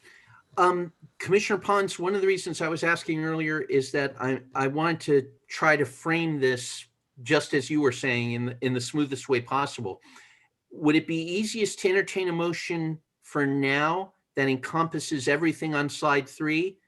And then if we need to break it down and separate it, we'll entertain that motion at that time. I've got from the flavor of the discussion, I think we may just need the one vote, but it works for me. It Okay. works for me if it works for the commission. Okay, so let me ask if we have a motion to adopt the recommendations from the Ad Hoc Committee on Commissioner Training as listed on slide 3. Chair Bain, I'm sorry to interrupt you. I just wanted to clarify what Barbara and I were both getting at during Commissioner Pons's presentation, is that number 2 on that slide cannot be approved as is, because the recommendations from the full IRC cannot be received by the ad hoc outside of a public meeting. So those could either be presented by the IRC members at the next meeting, or they could be sent to staff, and then staff could include those in a staff report to be discussed by the full IRC at the next meeting, as we have handled past scenarios where recommendations have been requested. Excellent point. So we could make the wording Ad Hoc Committee to receive and review staff report Is The, that sufficient? the ad hoc committee wouldn't be receiving anything prior to the full IRC receiving it. And so I see what you're getting at. I would suggest probably the simplest way is to just strike out that number 2. But there are certainly I don't want to presume how the commission wants to best frame that motion. But we could certainly have it framed as input to staff. And it's up to staff in terms of preparing for the commission discussion to talk as needed about the process. And I think that maybe we could go back to the slide that may be encompassed in number 1 with the request for the commissioners to send staff their recommendations. Right, in 1B. In 1B. Yeah. All right. Commissioner Krugliak, sorry. I had one question or 2 questions. The first one is, were the recommendations that staff received posted publicly on the commissioner website or something like that, and therefore presented to the public and to the full IRC simultaneously? Could the ad hoc committee make use of it and come back to us with that information on the 25th from the standpoint of moving things along and having a full recommendation to us by our next meeting, but still receiving all of these recommendations at the exact same time as the full IRC? Second question is it okay for the ad hoc committee to be the ones that decide when things are operational and therefore when they stand down, or does the decision about closing down a subcommittee have to come from the committee itself rather than the ad hoc? From the commission, it's the full commission itself. From the full commission, yes. Hillary or Barbara, any comments on that? I've got thoughts, but I want to refer to you first. Okay, go ahead. So with respect to the first question, if staff, as I understand it, Commissioner Krugliak, the idea would be that there's a staff report that comes out in advance of the next meeting, and then the full IRC has that information. There's maybe some discussion about it, and then the IRC then goes back and with the benefit of that information comes back at the following meeting with a subsequent recommendation. Is that the question, or is the idea just that as part of the discussion at the meeting on the 24th, the IRC participates in that discussion by making some recommendations on what they've received as part of the full commission? I mean, I just don't, it seems like a layer of bureaucracy that probably isn't needed. We could even, create a public doodle and have everyone put in their own recommendations and put checks as to whether they like it. That would also allow public to put in recommendations as well as commissioners. There's nothing private about it. It's all public from the beginning. And therefore the ad hoc committee need not wait until the 25th to get the information and then subsequently come back to us in April. They could see everything live, as could the rest of the commission, as could the public, take all that information and present it to us for a final decision at our next meeting. So I think the public doodle is a great idea. I think, unfortunately, because it would still be outside of a noticed meeting, just the fact that it's public wouldn't quite get us there in terms of the complying with the Brown Act. But I think if I'm hearing what you're saying, I don't think there's a need for a subsequent, for this to take place over 2 meetings. How we've handled this in the past is just the ad hoc committee makes a request for recommendations. The recommendations come in, those are part of a staff report, and then the full commission discusses it and a decision is made on those topics at the meeting at which the recommendations are presented. Okay, I mean, I'll defer to the ad hoc subcommittee. I thought that they wanted to be a little bit more specific in what the full committee reviewed and approved in terms of where specific trainings live, what that actual architecture of the continuum looked like. That was my understanding from the presentation, rather than having it be more nebulous just based on the set of topics that are presented in a staff report. But I'm happy to close my questions and refer to the commission, the ad hoc committee. let me call on Commissioner Pons, and then I'd feel more comfortable if we had a motion on this, but we're clarifying the motion, so it's useful. Commissioner Pons. That's fine. I'm with Commissioner Krugliak because we want to streamline this process, and public input may be important and it creates transparency and confidence in this process, but I don't need to be a layer into that input. And if the input comes directly into the staff and it doesn't violate anything in the Brown Act, that's what I would like to do. But not create another meeting so that we review as an ad hoc committee the inputs from the public so that it can be included in another meeting at another date that just pushes this thing to the right. And we're never going to start to get really good, pertinent training commenced or completed. So whatever needs to be done to make sure that we can incorporate the public's input, I'm all for it. And I'm going to leave that to Barbara because she really does understand this process. But keeping in mind, Barbara, that we want to, one, streamline the process, make sure we streamline the public's input into the process and not create another layer where we as ad hoc committee would have to review those inputs and then approve those inputs. That's just unnecessary. And if it's not a violation, let's not do it. Barbara, do you want to say something? Yeah, so, and I'll have to see if council agrees with me. So what I'm thinking is we send out an email to all of you like we normally do to get your input. I'm trying to figure out the public piece. So the public opportunity is at these meetings, right? So once we post the agenda, once we post the staff report, that's when we can get public input via the meeting itself, e-comments, any of the other manners. So if that meets the need and you're comfortable with that, then we should be good to go for the meeting on the 25th. And I want to call on Commissioner Chen, but I would note that this entire package was available to the public. We have had numerous recommendations and valuable recommendations from the public for training. I think that the corrected question or issue that Hillary flagged is absolutely right, that we need to make sure the commission input is done in a way that meets all requirements.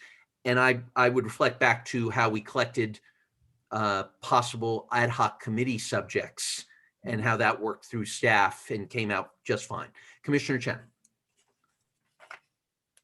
So based on our discussion, it seems like we cannot get this done at the next meeting. What I would recommend is that we use the inputs taken from the public for today's meeting, as you pointed out, David, and that the commissioners then submit our reports, our ideas to staff, to then present it at the next meeting, which then we would approve as inputs.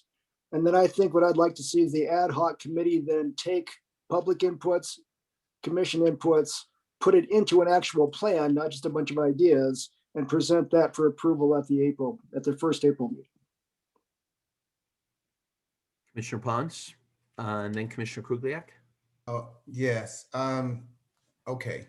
I don't know why that's a necessary step, Commissioner Chen. I understand what you're doing. You want to make sure we got transparency in the process, but these are not ideas. This is a plan, a training continuum.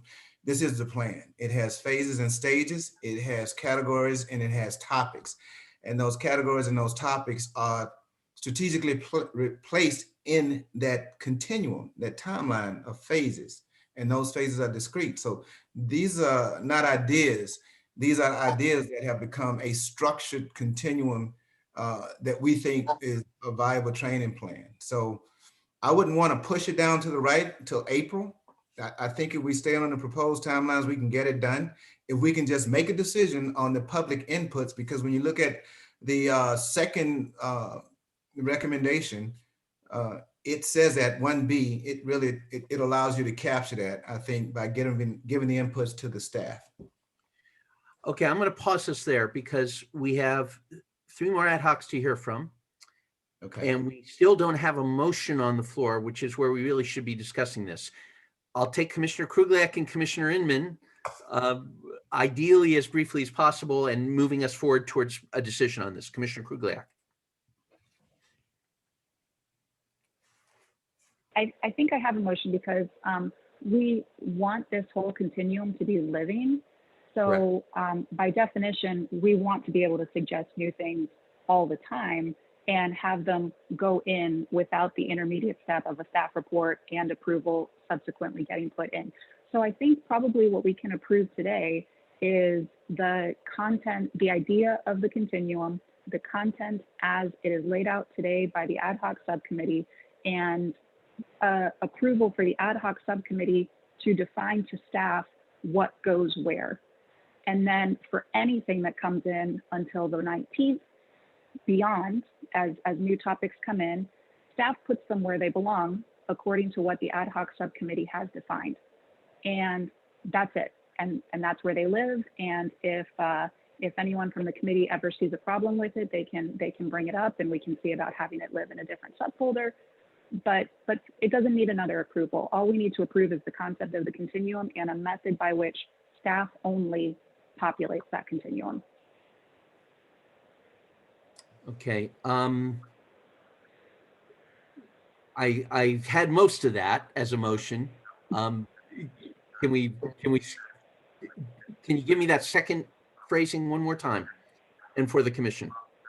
So to approve the idea, you're moving for the commission to approve the recommend to approve the training continuum, Mhm. and for the ad hoc subcommittee to define the categories and topics of that continuum, and then the actual materials that fall into those categories and topics put there by staff according to their great judgment. And so they would, on that second part, they would be coming back to us on the 25th with all that. No, you're saying They wouldn't. I mean, they are testing. they come back to us. If someone comes back to us on the 25th and gives us a URL to begin our training. Okay. Commissioner Inman. I'm going to hold that motion for just a minute, but I promise Commissioner Inman.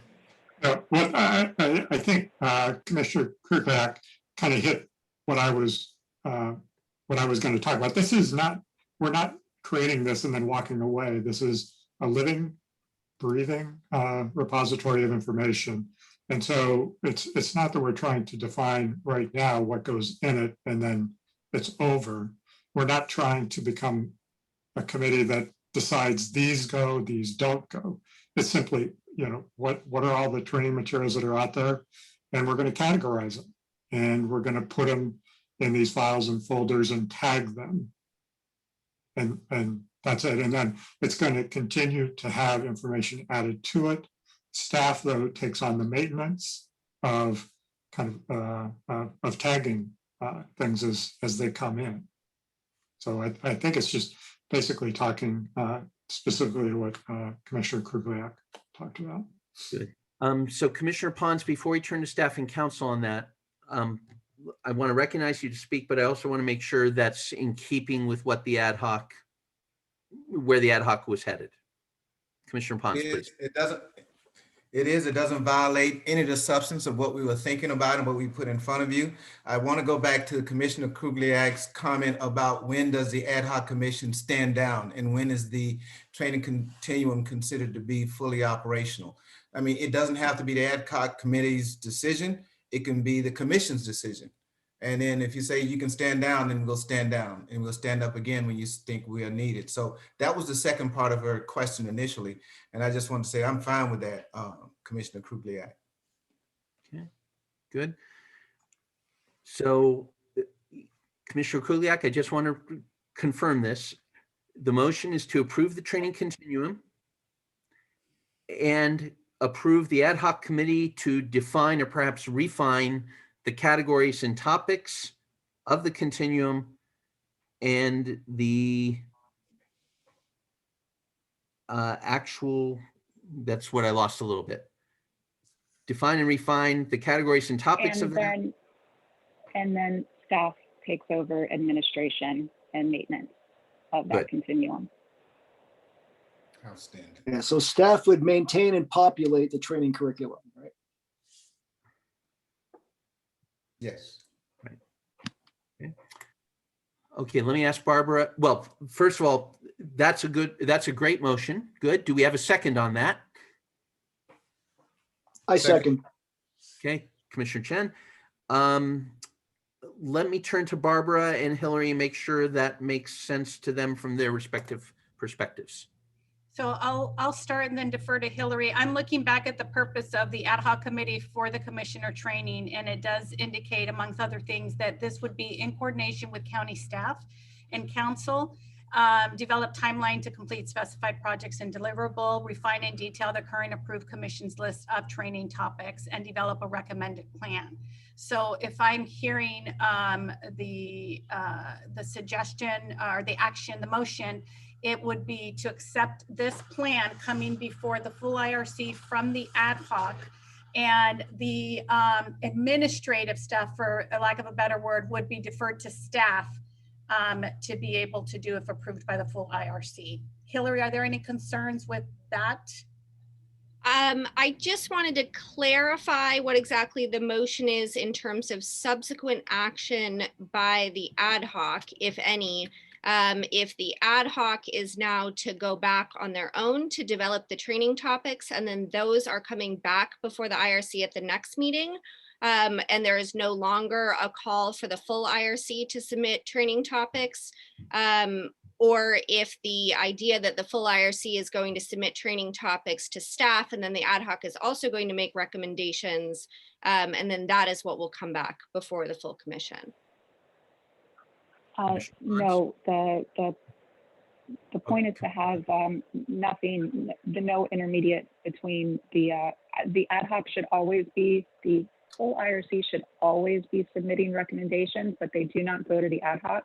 They go to staff as the administrator, maintainer, and populator of this continuum. If it's feasible to have the ad hoc go back and make, I don't know where this continuum exists today in terms of how refined it is, like of all of the content that's there, how curated it is. If it's curated and clear, then great. If it's not, then I would say the ad hoc would go back and do that only for what they have today. Nothing, there's no suggestions from the full IRC would ever go back to the ad hoc. They would only be working with what they have. If they wanted to, or it could just be that also gets deferred to staff as of today. And Hillary, I would note that the original tasking was for them to develop a recommended plan, but separately, or it's a separate cost, to refine in detail the current approved list. That current approved list is detailed to an extent, but I think what we're considering as a motion here is that it's sufficient for now for the commission as a whole to approve it. The ad hoc will do some further refinement in keeping with that separate tasking, but that would go to staff to help staff carry out its administrative duties and wouldn't require further action from the commission. So there, so the just to clarify, so the motion from Commissioner Krugliak is not for the ad hoc to go out and do an additional action to come back before the full IRC. It's just to approve what's already been done.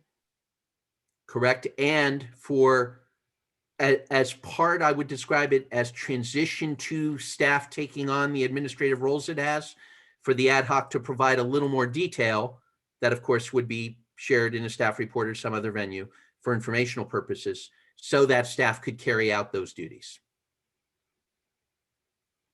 I think then we'll just have to see what that looks like, and if it's further action that needs to come back, if there's going to be a staff report and it's something that requires further action by because the ad hoc's purpose is advisory, and the IRC has to be the ones to actually take action.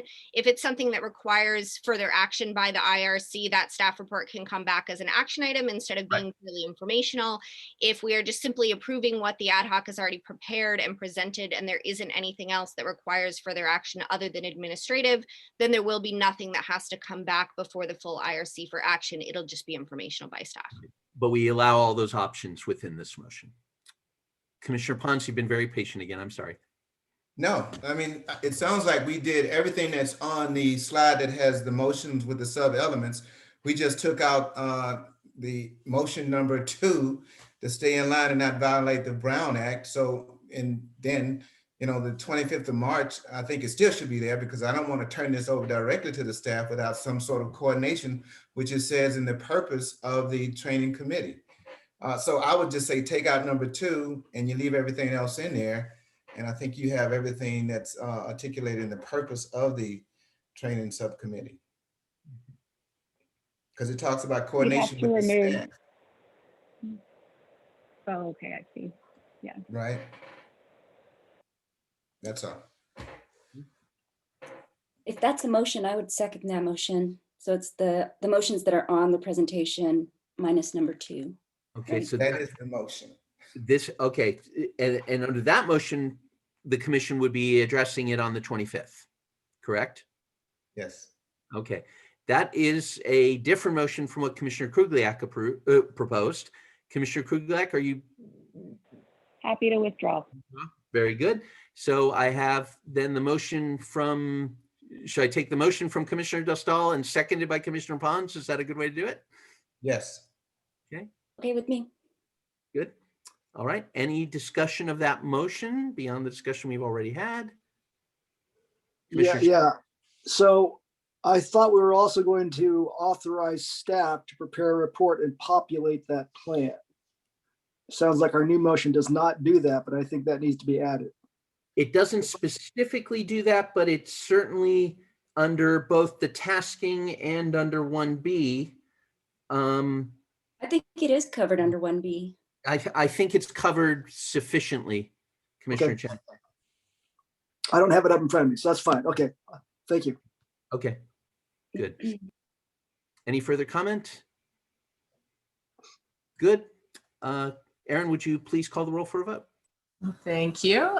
Commissioner Inman. Aye. Commissioner Serban, Commissioner Pons, Aye. Commissioner Larson, Aye. Commissioner Russ. I think he's muted, but I've seen, we'll come back to Commissioner Russ. Commissioner Garcia, Aye. Chair Bain, Aye. Commissioner Katerina, Aye. Commissioner Dostal, Aye. Commissioner Chen, Aye. Commissioner Brown, Aye. Commissioner Krugliak, Aye. Commissioner Hanson, Aye. Commissioner Diaz, Aye. and Commissioner Russ. Aye, I'll mute my phones next time. I'm sorry. Thank you. That motion passes unanimously with all commissioners who are present voting aye. Thank you very much for everyone's patient input, creative thinking, and most of all to Commissioner Pons and the ad hoc for getting us to this point. Very, very much appreciated. All right, moving on to item 7, an opportunity for the Commission's ad hoc committees to provide, my script says, very brief reports. I will underline and emphasize very brief reports. I'd ask other commissioners to keep their questions and comments brief, bearing in mind that we have 3 reports to hear, and I don't think any further actions to be taken today. We'll start, though, with the reports from the 2 ad hoc committees on the RFPs. And before that, if the commission is willing, I'd like to ask Barbara to provide a few comments on where we stand with regard to procurements and industry day from staff's perspective. Barbara. Yes, thank you, Chairman. Staff have been in contact and working closely with the ad hoc committees as we move closer to finalizing those procurements. Thank you so much, all of you that have been participating, giving us feedback. It's been wonderful. I did want to share with the full IRC that we've been working closely with the ad hoc committees on the development of Industry Day, and we've come up with something that we think is innovative, and we hope that all of you would agree. Industry Day is going to be held as a special meeting. The first one will be on March 18th from 1 to 3 p.m. The flyer is just getting finalized. It'll be posted on ByNet. It'll be sent out, start being distributed. This Industry Day, the first one will be for our outreach and engagement vendor. And so we're really excited about it because it's a special meeting. The process will be Chair Bain will preside and open the meeting. Staff will do a presentation, which will include the Department of Purchasing and Contract. There'll be a question and answer session with public and offerers, specifically to provide feedback or ask questions about the RFP documents. The chair, of course, can defer to members of the ad hoc committee or staff to answer the question. Unless there's any other questions regarding that, or I forgot something, that concludes my comments. Thank you for that, Barbara. I'll ask commissioners to hold questions on that and ask them as we work through the two RFPs, ad hoc committees, I should say. So let's move on to the first. I'd like to call first on Commissioner Inman for an update on the Demographic Services RFP, recalling the purposes that I think everyone's familiar with, but we're happy to restate them as necessary after the presentation. Commissioner Inman. Update is we have submitted documents and we're working with staff to review and finalize the documents that are needed so that we can set a date for Industry Day. So that's the update. Very good. Any questions? Excellent. I know it's short, but I will take the moment to thank you and the other members of the ad hoc. In a lot of ways, you've got the hardest details to work, and it is very much appreciated. And I know all commissioners are ready and are willing to be helpful as it moves ahead when we get to the right stage. Moving on, I'll ask for Commissioner Katerina to talk a bit and brief us on the Outreach and Engagement Services RFP ad hoc committee. Hi, everyone. We are in the same situation as the Demography RFP ad hoc committee. We're slightly ahead. We have finished our draft documents for the statement of work and the evaluation criteria, the submittal items, and the pricing. We also have completed our Industry Day flyer and submitted that, as Barbara stated. It will be going out hopefully today. It's in the final phase, if you will. So we're looking forward to Industry Day next week. And it will be, as Barbara stated, from 1 to 3 on the 18th. And I appreciate all the work and the support that we've received from Department of Procurement, who met with us, as well as staff. Barbara and Hillary both have been instrumental in making this process go very smoothly. So we're looking forward to the next steps. And for the commission, the special meeting, if you want to attend, you may. And then the next step from there is to finish the RFP document so we can take input from the Industry Day comments and include that in any necessary adjustments to the RFP itself. So we're looking forward to hopefully giving you something to look at on the 25th or at the latest, I think, April 8th. And that is it. Very good. Thank you for that. Any questions? Very good. Then our final update will be from the Ad Hoc Committee. Sorry, I have way too many questions today. Please. Because it will be made, the drafts would presumably be made public prior to the Industry Day. We would also have the opportunity to review and potentially, as a member of the public or something like that, also be able to provide early feedback before it's presented fully to the commission. Is that fair? I'm going to leave that to Barbara. So, and I, let me see if I understand your question. So when we post the agenda, the flyer that goes out today, there'll be a link on there for Industry Day. That will get you to all of the statements as they are right now, the statement of work, all the submittal, all of the RFP. And that goes out to everyone. In addition, we'll be posting an agenda because this is a special meeting. If I'm not mistaken, and Hillary can correct me if I'm wrong, we do need a quorum because it will be a special meeting of the IRC.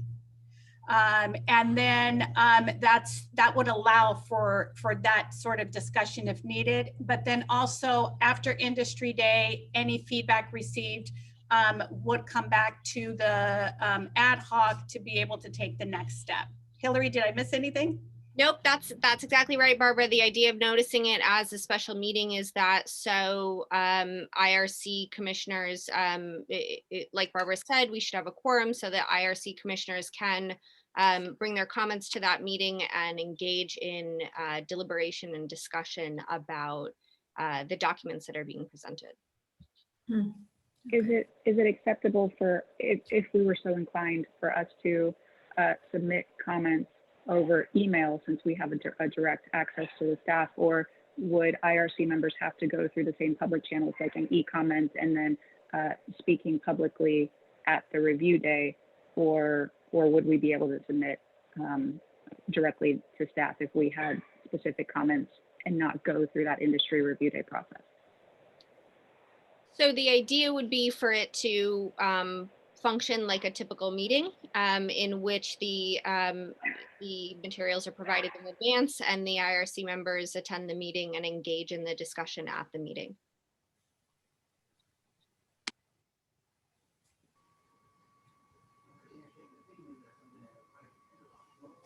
Okay, Commissioner Inman. I didn't think that that was the intent of the meeting for IRC members to actually, if you will, debate the documents. I thought it was to collect public input and use that to refine the documents. So it's not a chance for the IRC members to kind of provide comments and feedback on the documents. IRC members are there as being presenters of information and answering questions of the public, but not debating the documents per se like we do in a typical open meeting. I mean, correct me if I'm wrong, but I didn't think that we were actually reviewing the documents per se. It's to get public input, comment, and answer public questions from the public. And I will attempt to answer that if I'm understanding you.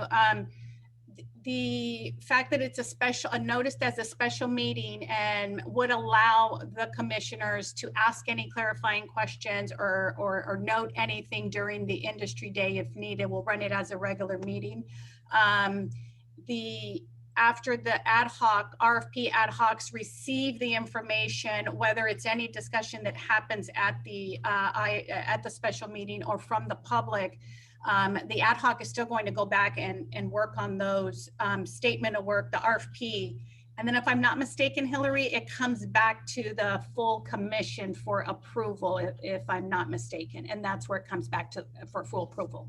That's right. Yeah, the commission will have to approve the final documents. The IRC is drafting them, and we'll make a recommendation to the commission, if you will, by presenting those documents. And then the full IRC can, debate, discuss, and make the decision as to whether to approve those documents as drafted. And if I may, I just want comment. to clarify. Oh, sorry. Let me take other people first. Commissioner Larson, were there others who wanted to speak? Commissioner Larson. Do I understand then that we as the commission will see the material, the RFP, that is presented to the public before the public sees it? Or do we get exposed to it at that time? So because it's a draft and it's an industry day, this is the first sort of show or launch of it, and you would see it at the same time as the public. But just a reminder that once the input from all the public is put into the RFP, it still has to come back to all of you for approval before it's final.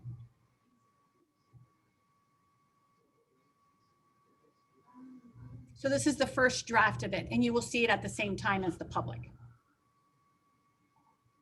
Commissioner Krugliak. So really, really quick, I think the way I want to phrase it is the industry day is a way for the public to provide input prior to anything final being presented to the commission. Outside of industry review day, I don't see a way for the commission to provide feedback on a draft before it's presented to the commission for acceptance. That's what I'm trying to get at. And I don't particularly want to add another meeting where it's presented like a commission review day for our feedback to get incorporated and then sent back to the ad hoc committee to incorporate it like they are the public feedback, and then present the final recommendation to us. So I don't know if that's currently what the proposal is, that there's a procurement day incorporated, presented to the committee, incorporated, presented for approval, or if it's just ad hoc committee presented for approval, at which point it seems that the commission is a bit at a disadvantage compared to the public in terms of providing suggested input. So I agree that it doesn't seem like the purpose of a procurement day is for us to talk. I'd be happy if the mechanism is that I provide an e-comment, if I have one, that is then just considered by the ad hoc committee as any other e-comment without me having to talk about it at the procurement day. I'm just wondering if that's the way to do it to save time and streamline things. So if you don't mind, me saying so, from what I heard from what Barbara said, I think addresses both Commissioner Kugliak and Commissioner Inman's concerns, is that at the public day, commissioners can give feedback. At that point, what I would suggest is we don't debate. As Ken says, we don't want to go debate in front of it. We just provide feedback like kind of like the public would, except we're commissioners, we would do it at the meeting. The ad hoc committee can then take that feedback, just like they did with public feedback, massage it, do it what they will to revise the draft, and then we would debate at the next meeting, but not at the public meeting. Yes, you are correct. The purpose again of the ad hoc was to create that draft RFP, present it for public feedback at an industry day, create all the special criteria for evaluation, revise the RFP to incorporate the public feedback, and then present it at a subsequent IRC meeting for the full IRC to either adopt or reject. So that was the purpose. Those are the steps. And then you are completely correct, Commissioner Chen. By having a special meeting, scheduled meeting, this would allow the IRC to be there at the public industry day. And if there is any questions, but we would run it like a meeting, but there doesn't need to be necessarily any full action items or debates. Because the RFP, before the final RFP gets posted, it would come back to the full commission because the advisory committee is unable to finalize that without the full IRC approval. And just to clarify, I think the intent would be to run that meeting somewhat like this section of the meeting. Commissioners would offer feedback or ask clarifying questions that would later be injected. And for a number of reasons, not just Brown Act reasons, to get to Commissioner Kugliak's early comment, once things are issued, any commissioner who could not attend the meeting could certainly send an e-comment that included a question, correct, Barbara?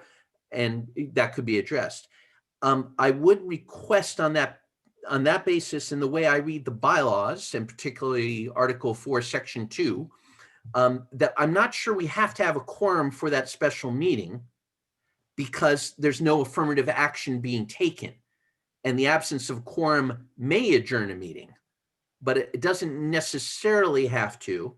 And under these circumstances, I would just like staff and council to confirm later, when the notice of the meeting is issued and the invitations for commissioners are issued, whether there's an absolute requirement for a quorum, because the way I read it, I'm not sure there is. Commissioner Pons, did you have something you wanted to say? No, sorry. Okay. Any further questions? Commissioner Larson. Yeah, I'd like to clarify, if the staff makes changes to the draft documents submitted by the ad hoc committee, will the ad hoc committee get to see them before the industry day? So currently there's been a number of communications back and forth, and there's been some questions and some responses. So if you would like to add that to your ad hoc, we can do that. There's been a number of versions going back and forth, so I defer to the ad hoc. On the outreach and engagement, we've had a number of communications, a number of questions, a number of clarifications. It is ready to be posted and linked. And I would just say this is a draft and it's not the final. So there's, once you receive the feedback, there's always of course, the opportunity for the ad hoc again to go back and change it and then bring back the final to the full IRF to be approved. Okay, well, we don't want to be surprised. Very good. Any further questions? Excellent. Thank you for that discussion. All right. Now we will move on to the Ad Hoc Committee on Redistricting, Outreach, and Communication. For that, I'll turn to Vice Chair Garcia and remind everyone again of the purpose of this commission, which is to, in effect, develop recommendations on an outreach and communications plan. Vice Chair Garcia. Great. It's no fun going last, but I'm trying to be as brief as I can. You see the slide up here. Just as a quick recap, at our last meeting, we reported that we had developed the list of tasks that we plan to accomplish. These included an IRC interim communications plan. That's what you see on the slide now. In addition to that, the communications materials and a plan for beginning community outreach. We had also created a list of questions for staff and the county communications office, the CCO.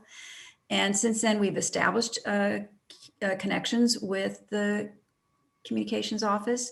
We are meeting with them weekly because, as it turns out, we really need to work very closely with them.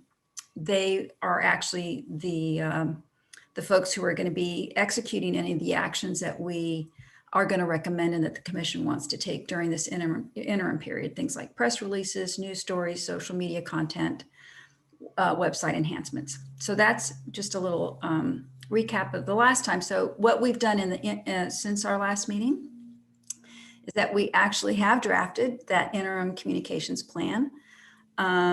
We've met with the county communications office and are very close to finalizing it. We plan to bring that to you for review and approval at our next meeting. And it will map out all the elements of the public outreach and communication we intend to undertake, essentially from the adoption of the plan until we have an outreach consultant in place sometime in late May or early June. You can see there that one of the first things that we have to do is develop the content, key messages, fact sheet, FAQs, some procedure documents, and all of that is very close to being ready to send to staff and the communications office for them to review and provide us some input, some feedback. And that content will be used in a variety of ways, is what the communications office is telling us. They'll maybe convert it to graphics, be used in flyers. But the idea is that we'll have consistent messaging across all of the platforms that we'll be using. Then after that, we're planning to work on some website enhancements. And just as a point of interest maybe for commissioners, one of our ideas is to add commissioner bios to the website. So it's likely that we will be coming back to you with a request to provide us with a bio. And likely there will be a template with some guidelines so that the bios are fairly consistent, at least in format and structure.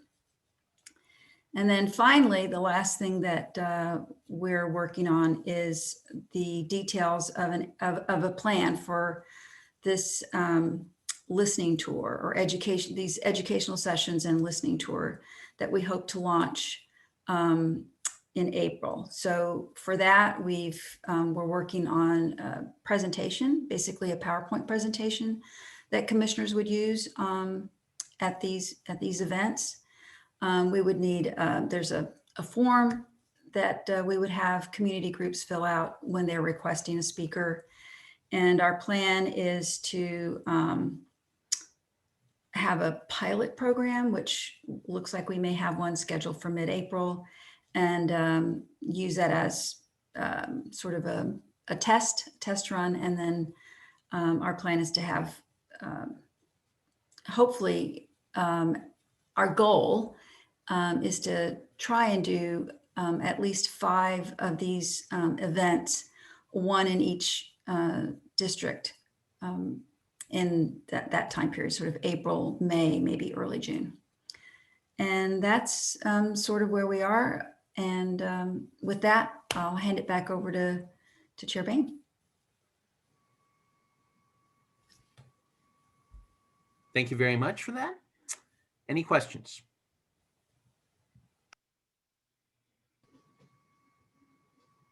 Commissioner Pons. Well done. I got to tell you, that's very well done. And at the last meeting, you made a recommendation that you connect with the training committee to make sure that we are linked. So I got this note written down here. And so did you all figure out how to do that? Because, you know, there's an interdependency between what we are doing and what you are doing. We need to do it right. So whatever you think of, just toss it our way so we can incorporate it into our planning, okay? And staff would help facilitate that to ensure we don't exceed our Brown Act and meet all the Brown Act regulations and rules. And actually, we did actually discuss that with the communications office, speaker training, and they were very open to that idea. So yes, we still have that in mind. Amy or Chair Boehm, or do you want to add anything? Did I miss anything? No, I think you did great. It was a wonderful summary, and it's a very exciting committee to be on. I've been enjoying getting to know county staff better. The communications group is fabulous, and I think you're all going to be very happy with the attention that we are able to receive once we start rolling out some of these notices. And we're really just looking for this interim period to keep people informed and educated. Very good. And seeing no further questions, I'll now ask Aaron if there are any requests from the public to speak on this agenda item, meaning all the ad hoc committees. We did not receive any advance requests to speak, but if any member of the public would like to speak, please raise your virtual hand now and we will call on you. Not seeing any virtual hands, so thank you, Chair Bain. Very good. Thank you, Aaron. Thanks again to all the presenters, especially for answering the questions and the constructive dialogue. And thanks again to all the commissioners participating in the ad hoc committees for the extra time and energy and effort you're spending. I'm sure it's all appreciated. But also thank the other commissioners for paying such close attention and incorporating this into your thinking and your own contributions to the commission. With that, we move on to adjournment. Seeing no other comments, that concludes the business before the commission today. Our next meeting of the Independent Redistricting Commission will be on Thursday, March 25th, 2021 at 5:30 p.m. The meeting is adjourned at 4:48 p.m. Thank you all very much.